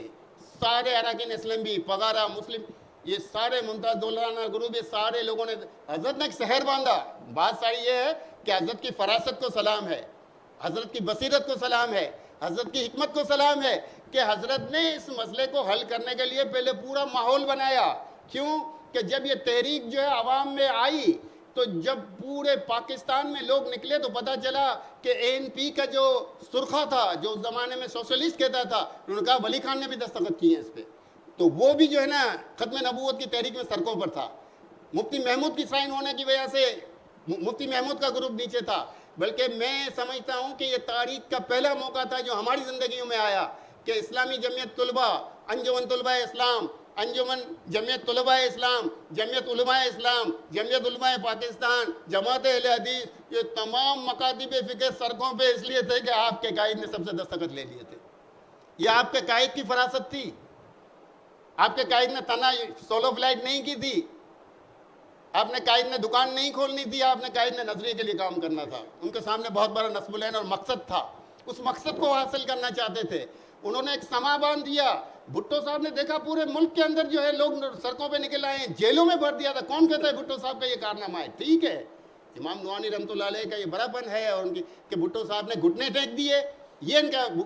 بھٹو صاحب نے یہ مسئلہ حل نہیں کیا ہے. بھٹو صاحب نے گھٹنے کب ٹھیکے؟ جب امام نورانی نے پورے ملک میں سما باندھ دیا. 180 جلسوں سے 2 ماہ میں 180 جلسوں سے جمعیت علماء پاکستان کے پاس آج بھی لاہور کے دفتر طبیعت بھی ناساز رہی. لوگ جانتے ہیں، لیکن کہا کہ حضرت نے جیسے طے کیا ہوا تھا کہ مجھے اس مقصد کو ہر صورت میں حاصل کرنا ہے، اپنے تمام معاملات کی قربانی دینی ہے، اور حضرت نے 180 جلسوں سے خطاب کر کے پنجاب کے لوگوں کو تیار کر لیا کہ اس مسلمان کذاب کو میرے جد امجد نے اس کا فتنہ کچلا تھا، اس مسلمان پنجاب کا فتنہ کچلنے کے لیے ان کی اولاد آئی ہوئی، ان کے بیٹے آئے ہوئے ہیں۔ اور حضرت نے بھٹو صاحب سے جب کہا تو بھٹو نے کہا کہ آپ ایسا کریں کہ اٹارنی جنرل یحییٰ بختیار کو آپ قائل کر لیں، اگر وہ قائل ہو جاتے ہیں۔ حضرت نے کہا بالکل حاضر ہوں۔ یحییٰ بختیار کے ساتھ ٹائم سیٹ ہوا، اسلام آباد میں جب یحییٰ بختیار کے ساتھ ملنے کے لیے حضرت گئے تو باہر اخباری نمائندے موجود تھے، وہ اس انتظار میں تھے کہ یحییٰ بختیار نے تو حضرت کو قائل کر لیا ہوگا، اس لیے کہ حضرت کیسے قائل کر سکیں گے؟ یہ کبھی ہوا نہیں ہے کہ کسی ملک کے آئین میں یہ لکھا جائے کہ یہ شخص مسلمان ہے یا نہیں ہے، تو کیسے قائل کریں گے؟ جب حضرت نے یحییٰ بختیار سے ملاقات کی، وہ 45 منٹ کی ملاقات تھی، حضرت تقریباً 1 گھنٹے سے زائد وقت کے بعد یحییٰ بختیار نے باہر آ کر اخباری نمائندوں سے کہا کہ مولانا نورانی نے تو میرا ایمان بھی تازہ کر دیا۔ یہ تو آئین کا مسئلہ ہے، یہ تو آئین پاکستان میں لکھی ہوئی بات ہے، انہوں نے دلائل سے جو ہے نا اس بات کو کیا ہے۔ تو جب انہوں نے یہ کہا تو قادیانی جماعت کے سربراہ نے اسپیکر کو طار کیا اور یحییٰ بختیار سے کہا کہ ہمیں آپ موقع دیں، کہ ہمیں جو ہے اپنا موقف بیان کرنے کا موقع ملنا چاہیے۔ حضرت کو جب یحییٰ بختیار نے یہ اطلاع بھیجی تو حضرت نے کہا بہت اچھی بات ہے۔ تو یحییٰ بختیار نے کہا کیسے ہوگا؟ وہ پاکستان کی پارلیمنٹ کا قانون ہے کہ پارلیمنٹ کے اندر میں جو ہے نا صرف اراکین اسمبلی گفتگو کر سکتے ہیں، باہر کا آدمی ان کیمرہ جو اجلاس ہوتا ہے اس کے لیے جو ہے نا حضرت نے پروویژن بتایا، کیونکہ حضرت ساری دنیا گھومے ہوئے تھے، حضرت کے بعد ہر چیز کا جواب تھا۔ اور ان کیمرہ اجلاس میں حضرت نے علامہ ازہری رحمۃ اللہ علیہ پوری کتابوں کی بوریاں لے کر گئے تھے، حضرت کی معاونت فرما رہے تھے، اور حضرت جو ہے اس کے ایک ایک سوال پر اس کا جو حال کر رہے تھے، اس کے ایک ایک سوال پر جو اس کا حال کر رہے تھے کہ اسمبلی کے ریکارڈ پر ہے کہ اس کو ایئر کنڈیشن کمرے میں مرزا ناصر کو پسینے آتے تھے، اور اس نے کئی بار جو ہے ہر 1 یا 2 منٹ کے بعد کہا کہ مجھے پانی چاہیے، مجھے پانی چاہیے، مجھے پانی چاہیے، یہ اسمبلی کے ریکارڈ پہ موجود ہے۔ اور حضرت نے اس کو وہ بے بس کیا کہ آخر میں جو آپ نے حضرت کی زبانی، حضرت کو تو یہ واقعہ بتاتے نہیں تھے، مستقیم بھائی نے کہا آپ سے کہ حضرت نے یہ واقعہ نہیں، حضرت یہ واقعہ بیان کرنے پہ مجبور کب ہوئے؟ جب تمام لوگوں نے حضرت سے جا کے کہا حضرت وہ جھوٹ بول رہے ہیں سارے کہ یہ مسئلہ ہم نے حل کیا ہے۔ حضرت نے کہا ان کو بولنے دیں، مجھے تو اللہ کی بارگاہ میں مجھے تو اس کا اجر لینا تھا، میں نے جو کام کیا ہے میں نے ان کے اپنی ذات کا، حضرت آپ نے نہیں کیا، اپنے لیے ہمیں ضرورت ہے،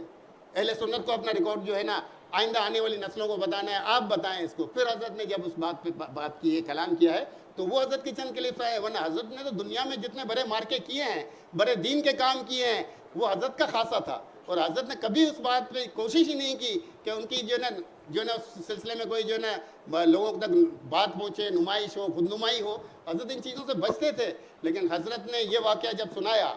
کہ وہ جو پر ہے، جب آخری سیشن چل رہا تھا، مرزا ناصر بے بس ہو چکا تھا، حضرت نے تو اسے ایسے ایسے سوال کیے تھے کہ آپ کی اس کتاب میں مرزا غلام احمد ناصر نے یہاں تک لکھا ہے، مرزا غلام احمد قادیانی کذاب نے، کہ جو مجھے نبی نہیں مانتا وہ کنجریوں کی اولاد ہے۔ اراکین اسمبلی بفر گئے، کہا ہمارے لیے ہم مسلمانوں کے لیے یہ بات لکھی ہے، کہا ان سے پوچھیں یہ ان کی کتاب ہے یا میں نے کہیں اور سے لایا ہوں، یہ ان کی اپنی کتاب میں۔ حضرت ان کی ساری کتابیں ثبوت کے ساتھ لے کر گئے تھے، اور آخر میں جب وہ پر گر رہا تھا تو حضرت بتا رہے تھے کہ وہ ایئر کنڈیشن ہال ہے، اس میں کسی پر کے آنے کا سوال ہی پیدا نہیں ہوتا تھا، اور اس پر میں جو اوپر سے آ رہا تھا وہ اسے نہیں پتا تھا مرزا ناصر کو کہ وہ کس طرف جا رہا ہے۔ اراکین اسمبلی کو اس لیے نظر آ رہا تھا کہ وہ دور سے دیکھ رہے تھے، جب وہ پر گرا ہے تو اس کے منہ سے لگ کر اس کے کتاب پہ جا کے گرا۔ اس پر میں جب قریب جا کے جن لوگوں نے دیکھا تو بتایا اس میں تعفن اور بدبو آ رہی تھی، مطلب کسی ایسے پرندے کا بھی نہیں تھا جس میں بدبو نہ ہو۔ تو حضرت کو آ کے جب بتایا گیا اسپیکر کو تو حضرت نے کھڑے ہو کے کہا تم جو کچھ بکواس کر رہے ہو وہ بھی غلاظت ہے اور تمہاری کتاب میں بھی غلاظت ہے، اب اسے بند کرو۔ اور پاکستان کی قومی اسمبلی نے حضرت کی اس گفتگو کے بعد 7 ستمبر کو جب قرارداد پیش کرنے کا معاملہ آیا،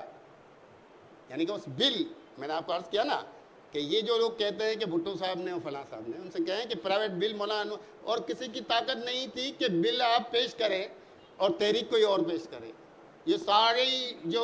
سما ہوتا ہے نا اس بل کے سپورٹ میں تحریک بنا، وہ تحریک انویلڈ ہو جائے۔ اگر مولانا شاہ احمد نورانی بل پیش کرنے کے بعد خدا نہ خواستہ کسی وجہ سے اسمبلی میں نہ جاتے، جیسے ہوتا ہے آج کل لوگ بھاگ جاتے ہیں. بہت سارے بل ایسے پیش ہوئے, اس کے بعد نکل گئے. تو حضرت نے تو اپنے سارے مصروفیات ترک کر کے اس کے پیچھے لگے رہے, اور جب قرارداد بنانے کی باری آئی تو بھٹو صاحب نے کہا کہ حافظ پیرزادہ جو ہیں وزیر قانون ہیں, آپ ان کے ساتھ بیٹھ کے قرارداد بنائیں گے. تو حضرت کے پاس ایک ڈیلیگیشن آ گیا قرارداد سے پہلے, جو احمدیوں کا تھا, اس میں آرمی کے بڑے بڑے ریٹائرڈ فوجی تھے. انہوں نے حضرت سے کہا کہ ہم آپ سے ملنے آئے ہیں. ان کے پاس جو بریف کیس تھا, جو ہم علماء کرام سے اور سنتے رہتے ہیں کہ 1974 کی بات ہے کہ اس بریف کیس میں 1 کروڑ کے لگ بھگ روپے تھے, اور انہوں نے پیشکش کی کہ آپ صرف جو قرارداد لا رہے ہیں اس میں قادیانی, مرزائی, احمدی اور لاہوری, ان 4 کو آپ نے جو لکھا ہے کہ دائرہ اسلام سے خارج ہے, آپ لاہوری کا لفظ نکال دیں. تو حضرت نے کہا کہ کس وجہ سے, کیوں نکال دیں؟ کہا کہ یہ جو لاہوری گروپ ہے نا وہ اس کو نبی نہیں مانتا. اچھا, تو حضرت نے کہا کہ پھر کیا مانتے ہو؟ کہا یہ تو مجدد مانتا ہے یہ گروپ ان کو. تو حضرت نے کہا جو اسے مسلمان کہتا ہے اسے بھی ہم کافر سمجھتے ہیں, اب تو مجدد مانتے ہیں, بہت بڑی بات ہے. حضرت نے کہا کہ ہمارا سودا پہلے ہو چکا, جو علماء کرام بتاتے ہیں, کیونکہ حضرت تو وہ سودا کر کے آئے تھے کہ حضرت کے کردار کی تو گواہی جو ہے, میں نے یہ تو ایک چھوٹی سی نشست میں گفتگو نہیں ہو سکتی, اس کے لیے تو علماء کرام, حضرت تو وہ شخصیت تھے کہ جو قیادت تھی نہیں, منوانے کے لیے اپنے آپ کو نہیں کہتی تھی. ان کو تو قائد غزالی زماں کہتے تھے, غزالی اثر, کہ مولانا شاہ احمد نورانی میرے قائد بھی ہیں اور میرے امام بھی ہیں. ان کو تو استاد العلماء جنہوں نے ہزاروں علماء پیدا کی, علامہ عطا محمد بندیالوی رحمۃ اللہ علیہ, کہتے تھے کہ اگر کسی کو اس دور میں امیر المومنین کے منصب پر بٹھانا چاہو تو ایک ہی نام نظر آئے گا, وہ مولانا شاہ احمد نورانی کا نام ہے. ان کو مفسر قرآن پیر کرم شاہ الازہری رحمۃ اللہ علیہ فرماتے تھے کہ اگر اقتدار کی کرسی پہ لا کے کوئی نظام مصطفیٰ نافذ کر کے خلفائے راشدین کی یاد تازہ کر سکتا ہے تو امام شاہ احمد نورانی کا چہرہ دیکھ لے. تو یہ وہ عظیم لوگ تھے جو ہمیں ملے, اور جب یہ پیشکشیں ہوئیں تو انہوں نے کہا کہ ہم نے اپنا سودا بازار مصطفیٰ میں کیا ہے, اب دنیا کا کوئی سرمایہ دار, کوئی فرعون, کوئی قارون ہمیں نہیں خرید سکتا. اور انہیں علامہ نیازی رحمۃ اللہ علیہ فرماتے تھے کہ مولانا نورانی رحمۃ اللہ علیہ نے ان کو اس طرح ذلیل کر کے وہاں سے نکالا, جب وہ یہ قرارداد انہوں نے یہ پیشکش کی ہے کہ وہ دوسری دفعہ جو ہے نا آنے کی جرت نہ کر سکیں. میں یہ سمجھتا ہوں کہ وہ ڈیلیگیشن جو یہ بریف کیس لے کر آیا تھا وہ بعد میں حافظ پیرزادہ صاحب کے پاس گیا ہے. کیوں کہ حافظ پیرزادہ صاحب قرارداد کی تیاری کے وقت کہنے لگے کہ مولانا آپ ایک کام کریں کہ ہم جو ان کو دائرہ اسلام سے خارج کرنے کا لکھ رہے ہیں, جو ختم نبوت کے منکر ہے, بالکل صحیح ہے, لیکن ان پلیدوں کا نام کیوں لکھ رہے ہیں اس میں کہ قادیانی, مرزائی, احمدی؟ تو حضرت نے کہا کہ حافظ پیرزادہ صاحب آپ کو پتہ نہیں ہے, قرآن مجید فرقان حمید میں بھی خنزیر کا اور ذکر ہے, پتہ تو چلے نا کہ یہ پلید ہیں, تب تو پتہ چلے گا. اگر ہم نے ان کا نام نکال دیا تو ان پلیدوں کو پہچانے گا کون؟ تو وہ بھی بے بس ہوا. اور 7 ستمبر کو جو قرارداد پیش ہوئی ہے, امام شاہ احمد نورانی صدیقی رحمۃ اللہ علیہ اس کے مورخ ہیں, اور اس کے تائید کنندہ وزیر قانون حافظ پیرزادہ ہیں, اور وہ قرارداد متفقہ طور پہ منظور ہوئی, اور ذوالفقار علی بھٹو نے اس پہ گھٹنے ٹیکنے پڑے. وجہ کیا تھی؟ وجہ یہ تھی کہ ذوالفقار علی بھٹو نے پورے ملک میں جو تحریک کا رنگ دیکھا تھا اس میں اس کو اس بات کا خطرہ ہو گیا تھا کہ اس کی سیٹ چلی جائے گی, اس کو اس بات کا خطرہ تھا کہ اس کا اقتدار ڈوب جائے گا. ورنہ ذوالفقار علی بھٹو کہاں, ختم نبوت کہاں. لیکن حضرت کا یہ بڑاپن ہے کہ حضرت نے کہا کہ اس نے گھٹنے بھی ٹیک دیے ہیں تو ہم ان کے لیے جو ہے نا ایک نرم گوشہ یہ پیدا کرتے ہیں کہ اس نے جو ہے نا ان لوگوں کی طرح جنہوں نے خون بہایا, انہوں نے بہت نقصان پہنچایا, علماء کرام کو گرفتار کیا, پھانسی کے پھندوں تک لے گئے, وہ اس نے اس لیے نہیں کیا کہ اس کے سامنے آئین موجود تھا, آئینی نکات تھے, اور سب سے بڑی بات وہ قیادت تھی جس نے کبھی اپنے کارکنوں کو, اپنے عوام کو آزمائشوں میں نہیں ڈالا, خود اپنے فہم و فراست سے, تدبر سے, اپنی بصیرت سے جو ہے مسائل کو حل کرتے چلے گئے, اور انہوں نے اس مسئلے کو حل کر کے امت مسلمہ پر اتنا بڑا احسان عظیم کیا ہے کہ جس کی جتنی بھی تعریف کی جائے کم ہے. میں کہوں گا کہ ہمارے علماء, ہمارے مشائخ, ہمارے مدارس, ہمارے دارالعلوم جب ہم اسپیس دیں گے, ہم جگہ دیں گے تو دوسرے لوگ آ کے اس اسپیس کو گھیریں گے, پھر ہم یہ شکایت کریں گے کہ یار ہمارا کریڈٹ کوئی اور کیوں لے کے جا رہا ہے. تو اللہ تعالیٰ جو ہے ہمیں اس دن کو جو ہے شان شان طریقے سے منانے کی جو ہے وہ توفیق مرحمت فرمائے. بہت بہت شکریہ. ماشاء اللہ. اب میں آج کی اس نشست کے آخری سوال کے لیے بھائی نوید احمد خان نورانی صاحب سے گزارش کروں گا کہ وہ اپنا سوال پیش فرمائیں. माशाल्लाह अब्दुल साहब ने और तमाम शुरका ने बहुत खूब गुफ्तगू फरमाई, लेकिन मैं अब्दुल साहब से एक बात और पूछना चाहता हूँ कि कायदे मिल्लत इस्लामिया इमाम शाह अहमद नूरानी ने बहुत अजीम जद्दोजहद की, थका देने वाली जद्दोजहद, और इतनी जद्दोजहद के बाद इंसान थक जाता है, बैठ जाता है आराम से। तो ये कादियानियों को काफिर करार दिलवा कर क्या हज़रत कायदे मिल्लत इस्लामिया घर बैठ गए थे, या उन्होंने अपनी जद्दोजहद मज़ीद तेज़ कर दी थी? मज़ीद क्या क्या उन्होंने कारहाय नुमाया अंजाम दिए उसके बाद? बराए करम आप बताइए, ज़रा उस पर रोशनी डालें। माशाल्लाह, बड़ा प्यारा और दिलचस्प सवाल किया है कि अमूमन होता यह है कि जब इंसान अपना टारगेट हासिल कर लेता है तो फिर थक जाता है और थकने के बाद सस्ताता है, लेकिन ऐसा नहीं हुआ।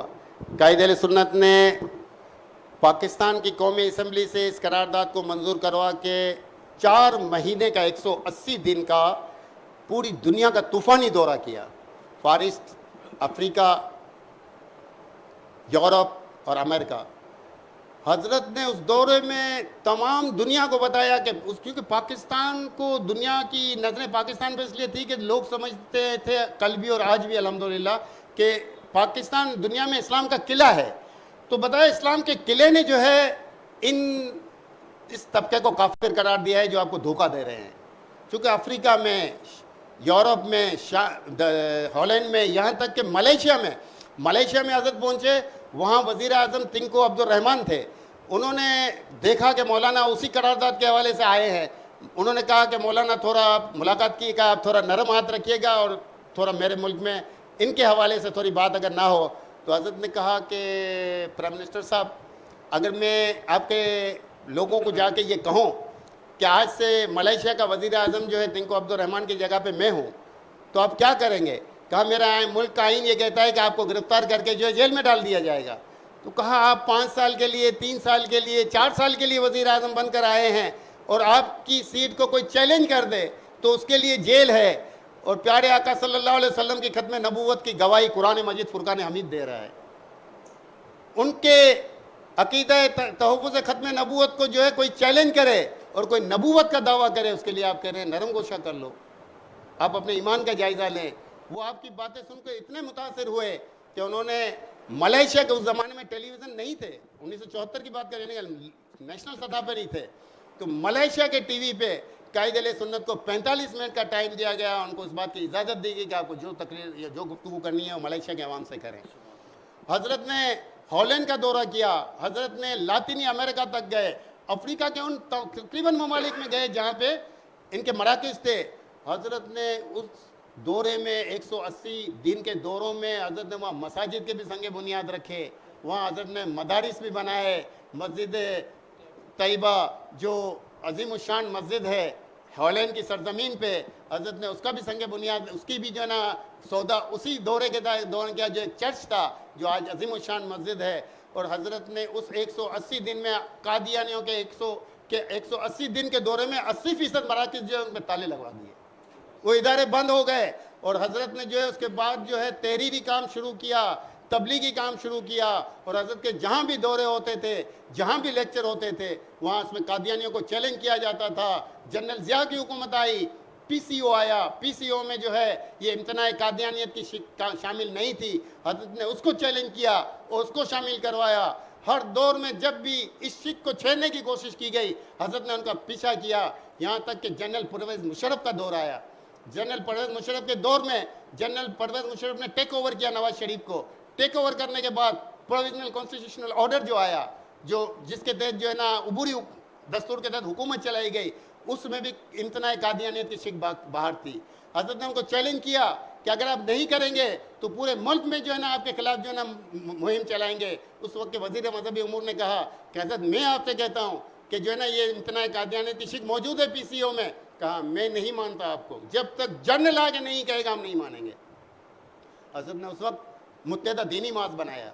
मुत्तहिदा दीनी मास बना के हज़रत ने मुल्क का तूफ़ानी दौरा किया, जबकि हज़रत के 2 ऑपरेशन हो चुके थे। गर्मी का मौसम था, मई के अयाम थे, इतनी शदीद गर्मी थी, हज़रत की पीराना साली थी। डॉक्टरों ने भी मना कर दिया था कि अब आप दौरे ना करें। आप डॉक्टरों ने तो यहाँ तक कहा कि हज़रत अब आप तरावी में भी जो है ना कुरान शरीफ ना सुनाए। हज़रत कहते थे तरावी में कुरान सुनाने के लिए तो मैं ज़िंदा रहता हूँ। تو قرآن کی برکت ہے کہ میں جوان ہو جاتا ہوں، لیکن حضرت کو ڈاکٹروں کی مکمل طور پہ یہ سختی تھی۔ حضرت نے پنجاب کا دورہ کیا، حضرت نے بلوچستان اور سندھ کا دورہ کیا، اور حضرت جا رہے تھے لندی پشاور KPK کا دورہ کرنے۔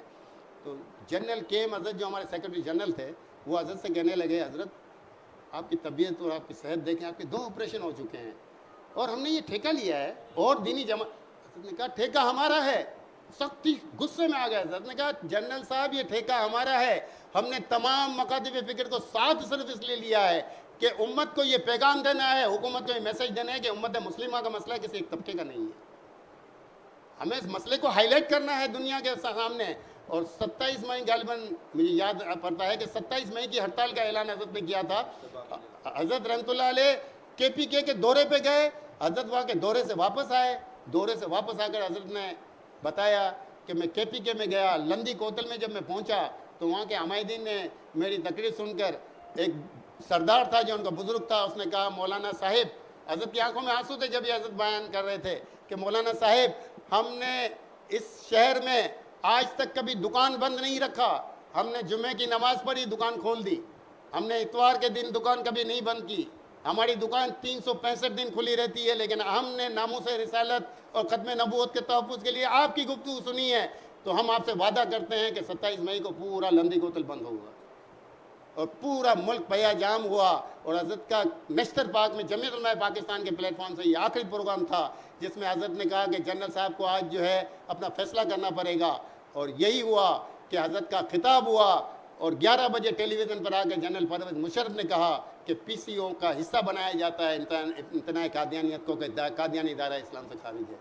تو حضرت نے اپنی زندگی کے آخری حصے تک حضرت نے اپنے آپ کو اس مشن پہ قائم و دائم رکھا کہ مقام مصطفیٰ صلی اللہ علیہ وسلم کے تحفظ کے لیے، عقیدہ تحفظ ختم نبوت کے لیے کوئی کمپرومائز نہیں کیا، نہ اپنی صحت کا خیال رکھا حضرت نے، نہ اپنے معاملات کو، نہ اپنے تبلیغی دوروں کو، یہاں تک کہ حضرت نے اپنے تمام تنظیمی مسائل میں بھی ان کو اتنی تکلیفیں دی گئی جو ایک الگ چیپٹر ہے، جتنا کچھ قادیانی اور ان کے ایجنٹوں نے جمعیت علماء پاکستان کے ساتھ کیا، کیونکہ صاحب کردار لوگوں کی یہ جماعت تھی، یہ اولیاء کی جماعت تھی، اس جماعت کو بنانے والے اولیاء تھے، اس جماعت کو چلانے والے اولیاء تھے، اس جماعت کو کمزور کرنا جو ہے قادیانی اور لادینی قوتوں کا جو ہے سب سے بڑا چیلنج بن گیا تھا، لیکن حضرت نے کسی چیز کی پرواہ نہیں کی، اور الحمدللہ آج ہم سرخرو ہیں کہ قائد اہل سنت کا کردار، قائد اہل سنت کی فکر، قائد اہل سنت کا مشن آج موجود ہے۔ صرف آج ہم یہ نہیں کہہ سکتے کہ مشن نورانی موجود ہے، آج ہم یہ صرف نہیں کہہ سکتے کہ فکر نورانی موجود ہے،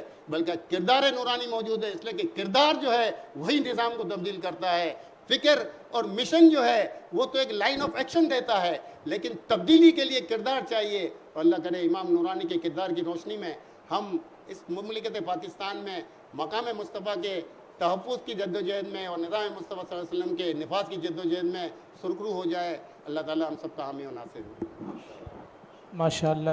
بارک اللہ۔ یہ تھے ہمارے محترم عبدالرزاق سنگانی صاحب۔ اب بلا تاخیر کے بہت دیر سے ہمارے آج کی محفل کے روح رواں صدر جمعیت علماء پاکستان کراچی ڈویژن قبلہ مفتی محمد غوث صابری صاحب تشریف فرما ہیں، تو اب قبلہ مفتی صاحب سے میں گزارش کروں گا کہ کارکنان کے حوالے سے کہ موجودہ دور میں ختم نبوت کے حوالے سے کارکنان کی کیا ذمہ داری ہے، آپ اس حوالے سے ہمیں کیا پیغام دیں گے؟ قبلہ مفتی محمد غوث صابری صاحب۔ بسم اللہ الرحمن الرحیم۔ اللہم صلی علی سیدنا و مولانا محمد وعلی آل سیدنا و مولانا محمد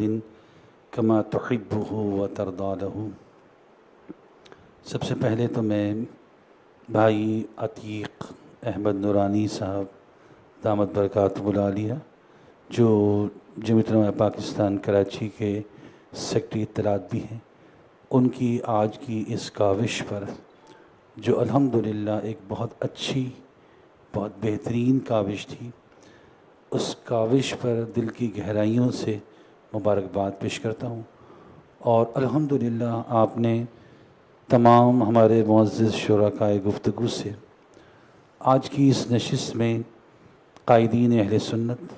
بالخصوص قائد ملت اسلامیہ امام شاہ احمد نورانی صدیقی رحمۃ اللہ تعالی علیہ کا وہ تاریخ ساز کردار جو تحریک ختم نبوت کے حوالے سے قومی اسمبلی میں اور ملک بھر میں اور پوری دنیا میں جو انہوں نے کردار ادا کیا، اس کی مختصر جھلکیاں، کیونکہ اس مختصر سے وقت میں اگر آپ ڈیٹیل پہ جائیں تو یہ 40 سالہ ایک تاریخ ہے، اور اس تاریخ کو 1 گھنٹے میں یا چند منٹوں میں نہیں سمویا جا سکتا۔ یہ ایک جھلکیاں تھیں جو ان حضرات نے حضرت قائد ملت اسلامیہ کے حوالے سے عوام کے سامنے، قوم کے سامنے پیش کی۔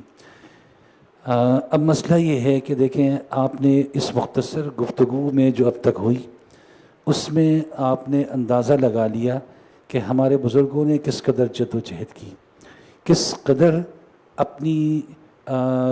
صحت کو نہیں دیکھا، اپنے آرام کو نہیں دیکھا، لیکن تحریک نظام مصطفیٰ صلی اللہ تعالیٰ علیہ وسلم کا جو وعدہ قوم سے کیا تھا، اس وعدے کو الحمدللہ کما حقہ انہوں نے نبھایا، اور الحمدللہ یہ انہی کا کارنامہ تھا کہ پاکستان اور پاکستان کے بعد پوری دنیا میں ایک پہچان بن گئی، ایک شناخت بن گئی کہ احمدی کافر ہیں، مرتد ہیں، دائرہ اسلام سے خارج ہیں۔ تاریخی حقائق تو آپ نے سن لیے۔ الحمدللہ 7 ستمبر 1974 میں یہ قرارداد پیش ہو گئی اور قادیانیوں کو غیر مسلم اقلیت قرار دے دیا گیا، لیکن آپ حضرات اچھی طرح جانتے ہیں اور قوم بھی جانتی ہے اور صاحبان علم بھی یہ بات جانتے ہیں کہ 7 ستمبر 1974 کو قادیانیوں پر جو ضرب لگی تھی،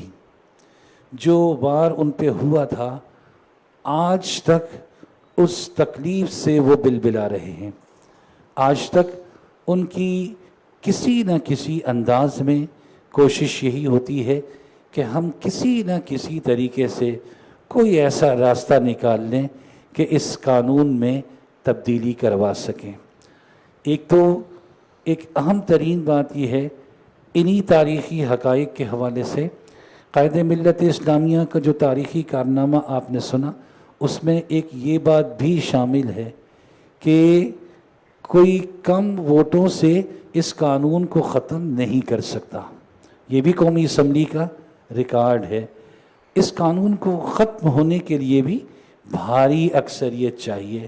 اور جب تک وہ بھاری اکثریت نہیں ہوگی، جب تک اس قانون میں تبدیلی نہیں آ سکتی۔ یہ بھی قائد اہل سنت رحمۃ اللہ تعالی علیہ کا کارنامہ تھا۔ اب مسئلہ یہ ہے کہ جب سے اب تک کوششیں ہو رہی ہیں، اور ہر طرح سے کوششیں ہو رہی ہیں، حکومتی سطح پر بھی ہوتی ہیں، ہم قریب ترین اگر جائیں تو ہمارے سابقہ جو حکمران گزرے ہیں، اس دور میں ہم نے دیکھا کہ قادیانیوں کو بہت زیادہ سپورٹ ملی۔ قادیانیوں کے معاملات، حتیٰ کہ ملک کا پرائم منسٹر جو ایک حیثیت رکھتا ہے، اسلامک ریپبلک آف پاکستان کا پرائم منسٹر، وہ کھڑا اسپیچ کر رہا ہے اور اس کے ساتھ کھڑا ہونے والا شخص قادیانی ہے۔ یہ آن ریکارڈ یہ بات موجود ہے، اور ابھی تک وہ کلپ موجود ہیں، اور جس میں وہ واضح طور پہ یہ کہہ رہے ہیں کہ یہ قانون تو پاس ہو گیا تھا، لیکن اس پہ بات کرنے کی ضرورت ہے، اس پہ گفت و شنید کرنے کی ضرورت ہے۔ تو میرے کہنے کا مقصد یہ کہ حکومتی سطح پر بھی یہ کام ہو رہا ہے، اور اس کے ساتھ ساتھ عوامی سطح پر بھی لوگوں کو گمراہ کرنے کی کوششیں آج بھی جاری ہیں۔ ہمارا سب سے بڑا مسئلہ یہ ہے، میں صرف کارکنان جمعیت علماء پاکستان ہی نہیں بلکہ ہر مسلمان کو یہ پیغام دینا چاہتا ہوں کہ ختم نبوت کا کام کرنا یا تحفظ کرنا یہ خالی چند لوگوں کی ذمہ داری نہیں ہے۔ بحیثیت مسلمان ہم سب کی یہ ذمہ داری ہے کہ ہم اس حوالے سے جو دینی معلومات ہے اس کو ہم مکمل طور پہ حاصل کریں۔ آج ہمارا سب سے بڑا مسئلہ یہ ہے کہ ہمیں دنیا کے غیر مسلم لوگوں کی تاریخیں ہمیں یاد ہیں، ان کی نشیب و فراز ہمیں یاد ہیں، ان کی زندگی کے ایک ایک ایونٹ ہمیں یاد ہیں، لیکن ہمیں نہیں پتہ تو ہماری اپنی ہسٹری ہمیں نہیں پتہ۔ بالخصوص ختم نبوت کے حوالے سے جو ہماری ہسٹری ہے وہ ہمیں معلوم ہونا چاہیے۔ خصوصی طور پر گمراہ کرنے کے طریقے کیا ہوتے ہیں، گمراہ کس طرح کیا جاتا ہے۔ دیکھیں آج کے اس دور میں جب ایک چیز ثابت ہو گئی کہ وہ کافر ہیں تو کسی کے پاس فرسٹ ٹائم وہ یہ کہہ کر نہیں آتے کہ ہم غیر مسلم ہیں، ہم کافر ہیں، یہ کہہ کر نہیں آتے، اس لیے کہ اگر وہ یہ کہہ کر آئیں گے تو کون بات کرے گا ان سے۔ وہ اپنے آپ کو مسلمان پیش کر کے، وہ اپنے آپ کو مسلم پیش کر کے راہ رواسم بڑھاتے ہیں، اور بڑھانے کا انداز کیا ہوتا ہے، طریقہ کیا ہوتا ہے۔ سب سے بڑی جو کشش ہے آج کے اس موجودہ دور میں، دیکھیں غربت بہت زیادہ ہے، افلاس بہت زیادہ ہے، اور اس غربت سے تنگ آ کر، پریشان ہو کر، اور پھر ایک تو غربت ہے اور اس کے بعد دین کی معلومات نہیں ہے، اس کا نتیجہ یہ ہوتا ہے کہ کوئی اگر ہمیں کسی دنیا کے اچھے ملک کی، یورپ کی نیشنلٹی دینے کا دعویٰ کرتا ہے، وعدہ کرتا ہے، تو ہم دین کو چھوڑ کر اس کی بات کو قبول کر لیتے ہیں، نمبر ایک۔ نمبر دو، دولت کا جھانسا دیا جاتا ہے۔ دولت ظاہر ہے آج کے اس دور میں اللہ تعالیٰ ہمارے حال پہ رحم فرمائے، ہمیں یہ سوچنا چاہیے کہ یہ دولت یہی رہ جائے گی، ہم ساتھ لے کر نہیں جائیں گے۔ ہمارا عمل ہے جو سب سے پہلے جب ہماری روح پرواز کرے گی اور ہم نے قبر میں جانا ہے تو قبر میں ہمارا سب سے پہلا جو سوال ہوگا، پھر دوسرا ہوگا، پھر تیسرا سوال ہوگا، اور تیسرا سوال یہی ہوگا کہ ما کنت تقول فی حق حاضر رجل، آپ کا ان کے بارے میں کیا خیال ہے۔ وہ شخصیت ظاہر ہے آقا دو جہاں، نبی آخر الزماں، امام الانبیاء صلی اللہ تعالیٰ علیہ وسلم ہیں۔ اب جب ہم ساری زندگی ہم دولت کے لیے اگر ہم نے اپنے دین کو بیچ دیا تو پھر یاد رکھیے دولت تو آج ہے نہیں، اچھا پھر دولت کو بھی چھوڑ دیجئے، زندگی اور موت کا تو نہیں پتہ۔ آج ہم نیشنلٹی لے لیں، نیشنلٹی مل بھی جائے، دولت ہم لے لیں، دولت ہمارے بینک بیلنس میں آ بھی جائے، یا کسی اچھی جگہ ہمارا رشتہ ہو جائے اور ہم شادی بھی کر لیں، لیکن یہ تو نہیں پتہ نا کہ اگلے پل ہم زندہ بھی ہیں یا نہیں۔ ہم دولت لینے کے بعد بھی، ہم نیشنلٹی لینے کے بعد بھی اگر ہماری موت واقع ہو گئی تو ہمیں خود سوچنا چاہیے بحیثیت مسلمان کے کہ ہمارا مقام کیا ہوگا۔ تو میری تمام امت مسلمہ کے نوجوانوں سے، بالخصوص سوشل میڈیا کا زمانہ ہے اور آج کل ہر ایک کے ہاتھ میں، مرد ہو یا عورت ہو، اس کے ہاتھ میں سوشل میڈیا موجود ہے، بجائے اس کے کہ سوشل میڈیا کو اوریانیت کے لیے استعمال کریں، بجائے اس کے کہ سوشل میڈیا کو فحاشیت کے لیے استعمال کر کے اپنے اخلاق اور کردار کو بگاڑنے کے بجائے اسی سوشل میڈیا سے فائدہ حاصل کرتے ہوئے ہم اپنی تاریخ کا مطالعہ کریں، اور بالخصوص ختم نبوت کے حوالے سے جو ہماری ہسٹری ہے، ہمیں حضرت سیدنا صدیق اکبر رضی اللہ تعالیٰ عنہ سے لے کر آج تک کی ہسٹری ہمارے سامنے واضح ہے۔ صرف ایک بٹن ہم دبائیں گے، ساری ہسٹری ہمارے سامنے آ جائے گی، اس سے ہمیں پتہ چلے گا، اور ہم ایک بات یقین کے ساتھ پوری امت مسلمہ کو یہ جان لینی چاہیے کہ آقا علیہ السلام کے ارشادات کی روشنی میں، نبی کریم علیہ السلام کی احادیث کی روشنی میں کوئی بھی مسلمان ختم نبوت کے عقیدے کے لیے وہ جس قدر بھی کام کرے، تھوڑا کرے زیادہ کرے، جو کردار بھی ادا کرے، چاہے وہ زبان سے کرے، چاہے وہ قلم سے کرے، چاہے وہ اپنے عمل سے کرے، کسی بھی طرح ختم نبوت میں جو بھی کردار ادا کرے گا، کل قیامت کے دن آقا کی بارگاہ میں شرمندہ نہیں ہوگا۔ یہ احادیث کی روشنی میں، کیونکہ ہم جب احادیث کی طرف جاتے ہیں تو سب سے پہلا مسلمہ کذاب کا واقعہ ہمیں ملتا ہے، اور اس میں یہ واقعہ حضرت حبیب بن زید انصاری رحمۃ اللہ تعالیٰ علیہ کا یہ واقعہ موجود ہے کہ آپ، واقعہ بڑا طویل ہے، میں اس پورے واقعے پہ نہیں جاؤں گا، حضور کا پیغام لے کر جب مسلمہ کذاب کے دربار میں پہنچے تو پوچھا گیا کیا جواب ہے۔ سب سے پہلا تو ان کا عمل کیا تھا، حضرت حبیب بن زید انصاری کا سب سے پہلا عمل یہ تھا کہ دربار میں جا کے اپنی تلوار گاڑ دی زمین پر،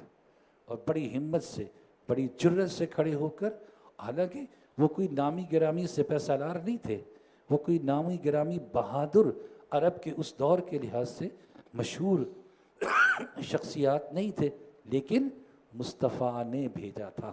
آقا دو جہاں صلی اللہ تعالیٰ علیہ وسلم نے بھیجا تھا، تو وہ اسی شان کے ساتھ تشریف لائے۔ پوچھا گیا کیا جواب ہے، کہا کہ رسول اللہ صلی اللہ تعالیٰ علیہ وسلم کا پڑھ کے جب سنایا گیا کہ حضور نے ارشاد فرمایا انی رسول اللہ، میں اللہ کا رسول اور تو کذاب ہے، انت کذاب۔ جب یہ سنا اس نے تو اس نے کہا کہ بھائی تمہارے پیچھے یہ تلواریں لیے میرے پہرے دار کھڑے ہیں، کیا تمہیں خوف نہیں ہے اپنی جان کا؟ کیا تمہارا بھی یہی عقیدہ ہے؟ تو حضرت حبیب بن زید ارشاد فرماتے ہیں کہ جو میرے آقا نے ارشاد فرما دیا میرا عقیدہ بھی وہی ہے۔ جب رسول اللہ نے کہہ دیا کہ تو کذاب ہے تو میں علل اعلان یہ بات کہتا ہوں کہ تو کذاب ہے۔ پھر اس نے اگلا جملہ کہا کیا تجھے یہ میرے پہرے دار نظر نہیں آ رہے؟ یہ پیچھے میرے پہرے دار کھڑے ہیں، یہ تیرا سر بھی قلم کر سکتے ہیں۔ کہا کون سے کیا تم نے ہمیں بدر میں نہیں آزمایا؟ کیا تم نے ہمیں حنین میں نہیں آزمایا؟ جنگوں میں تو آزما چکے ہیں، عرب کے سارے لوگ ہمیں آزما چکے ہیں کہ مصطفیٰ کے دیوانے کس طرح میدان عمل میں کودتے ہیں۔ اگر اس کا کوئی ڈرانے کا ہے تو یہ بے شک مجھ پہ وار کرے، لیکن تو کذاب ہے اس لیے کہ میرے آقا نے فرمایا ہے۔ پھر ایک ہاتھ کاٹا گیا، پھر دوسرا ہاتھ کاٹا گیا، پھر تیسرا ہاتھ، پھر تیسری مرتبہ آپ کی گردن پہ وار کیا گیا۔ یہاں بھی کچھ الگ واقعات ہیں، میں اس پہ بھی نہیں جا رہا، یہاں یہ واقعہ ہو گیا۔ اور ادھر نبی کریم صلی اللہ تعالیٰ علیہ وسلم اپنے اصحاب کے ساتھ بیٹھے ہوئے اور آنکھوں سے آنسو ہیں۔ صحابہ نے پوچھا رسول اللہ خیریت، کیوں آنسو ہیں؟ کہا حبیب بن زید انصاری شہید کر دیا گیا ہے۔ یہ آقا نے ارشاد فرمایا، اور اگلا جملہ ارشاد فرمایا کہ میری نگاہیں یہ دیکھ رہی ہیں کہ اللہ تعالیٰ نے اس کے لیے جنت کے سارے دروازوں کو کھول دیا ہے۔ دیکھیے ناموس مصطفیٰ پہ جان یہ ایسے ہی نہیں جان دی جاتی، یہ ایسے ہی لوگ دیوانے آقا پہ جانے نہیں دیتے۔ جان دینا آسان نہیں ہے، جان قربان کرنا آسان نہیں ہے۔ کبھی کبھی انسان باقی سب کچھ کر لیتا ہے، جان نہیں دے سکتا، لیکن جان بھی جو قربان کرے تو اسے پتہ ہوتا ہے کہ غلامان محمد جان دینے سے نہیں گھبراتے، یہ سر کٹ جائے یا رہ جائے کچھ پرواہ نہیں کیا کرتے۔ تو یہ تو ہمارا ایمان ہے، یہ ہمارا عقیدہ ہے، اور یہی ایمان یہی عقیدہ ہر مسلمان کا ہونا چاہیے۔ آج کی اس مختصر سی نشست کے حوالے سے میں تمام امت مسلمہ کو یہ پیغام دینا چاہوں گا کہ خدا را اپنی تاریخ کا مطالعہ کیجیے، ختم نبوت کی ہسٹری کا مطالعہ کیجیے، اور کسی بھی حوالے سے چاہے وہ دولت ہو،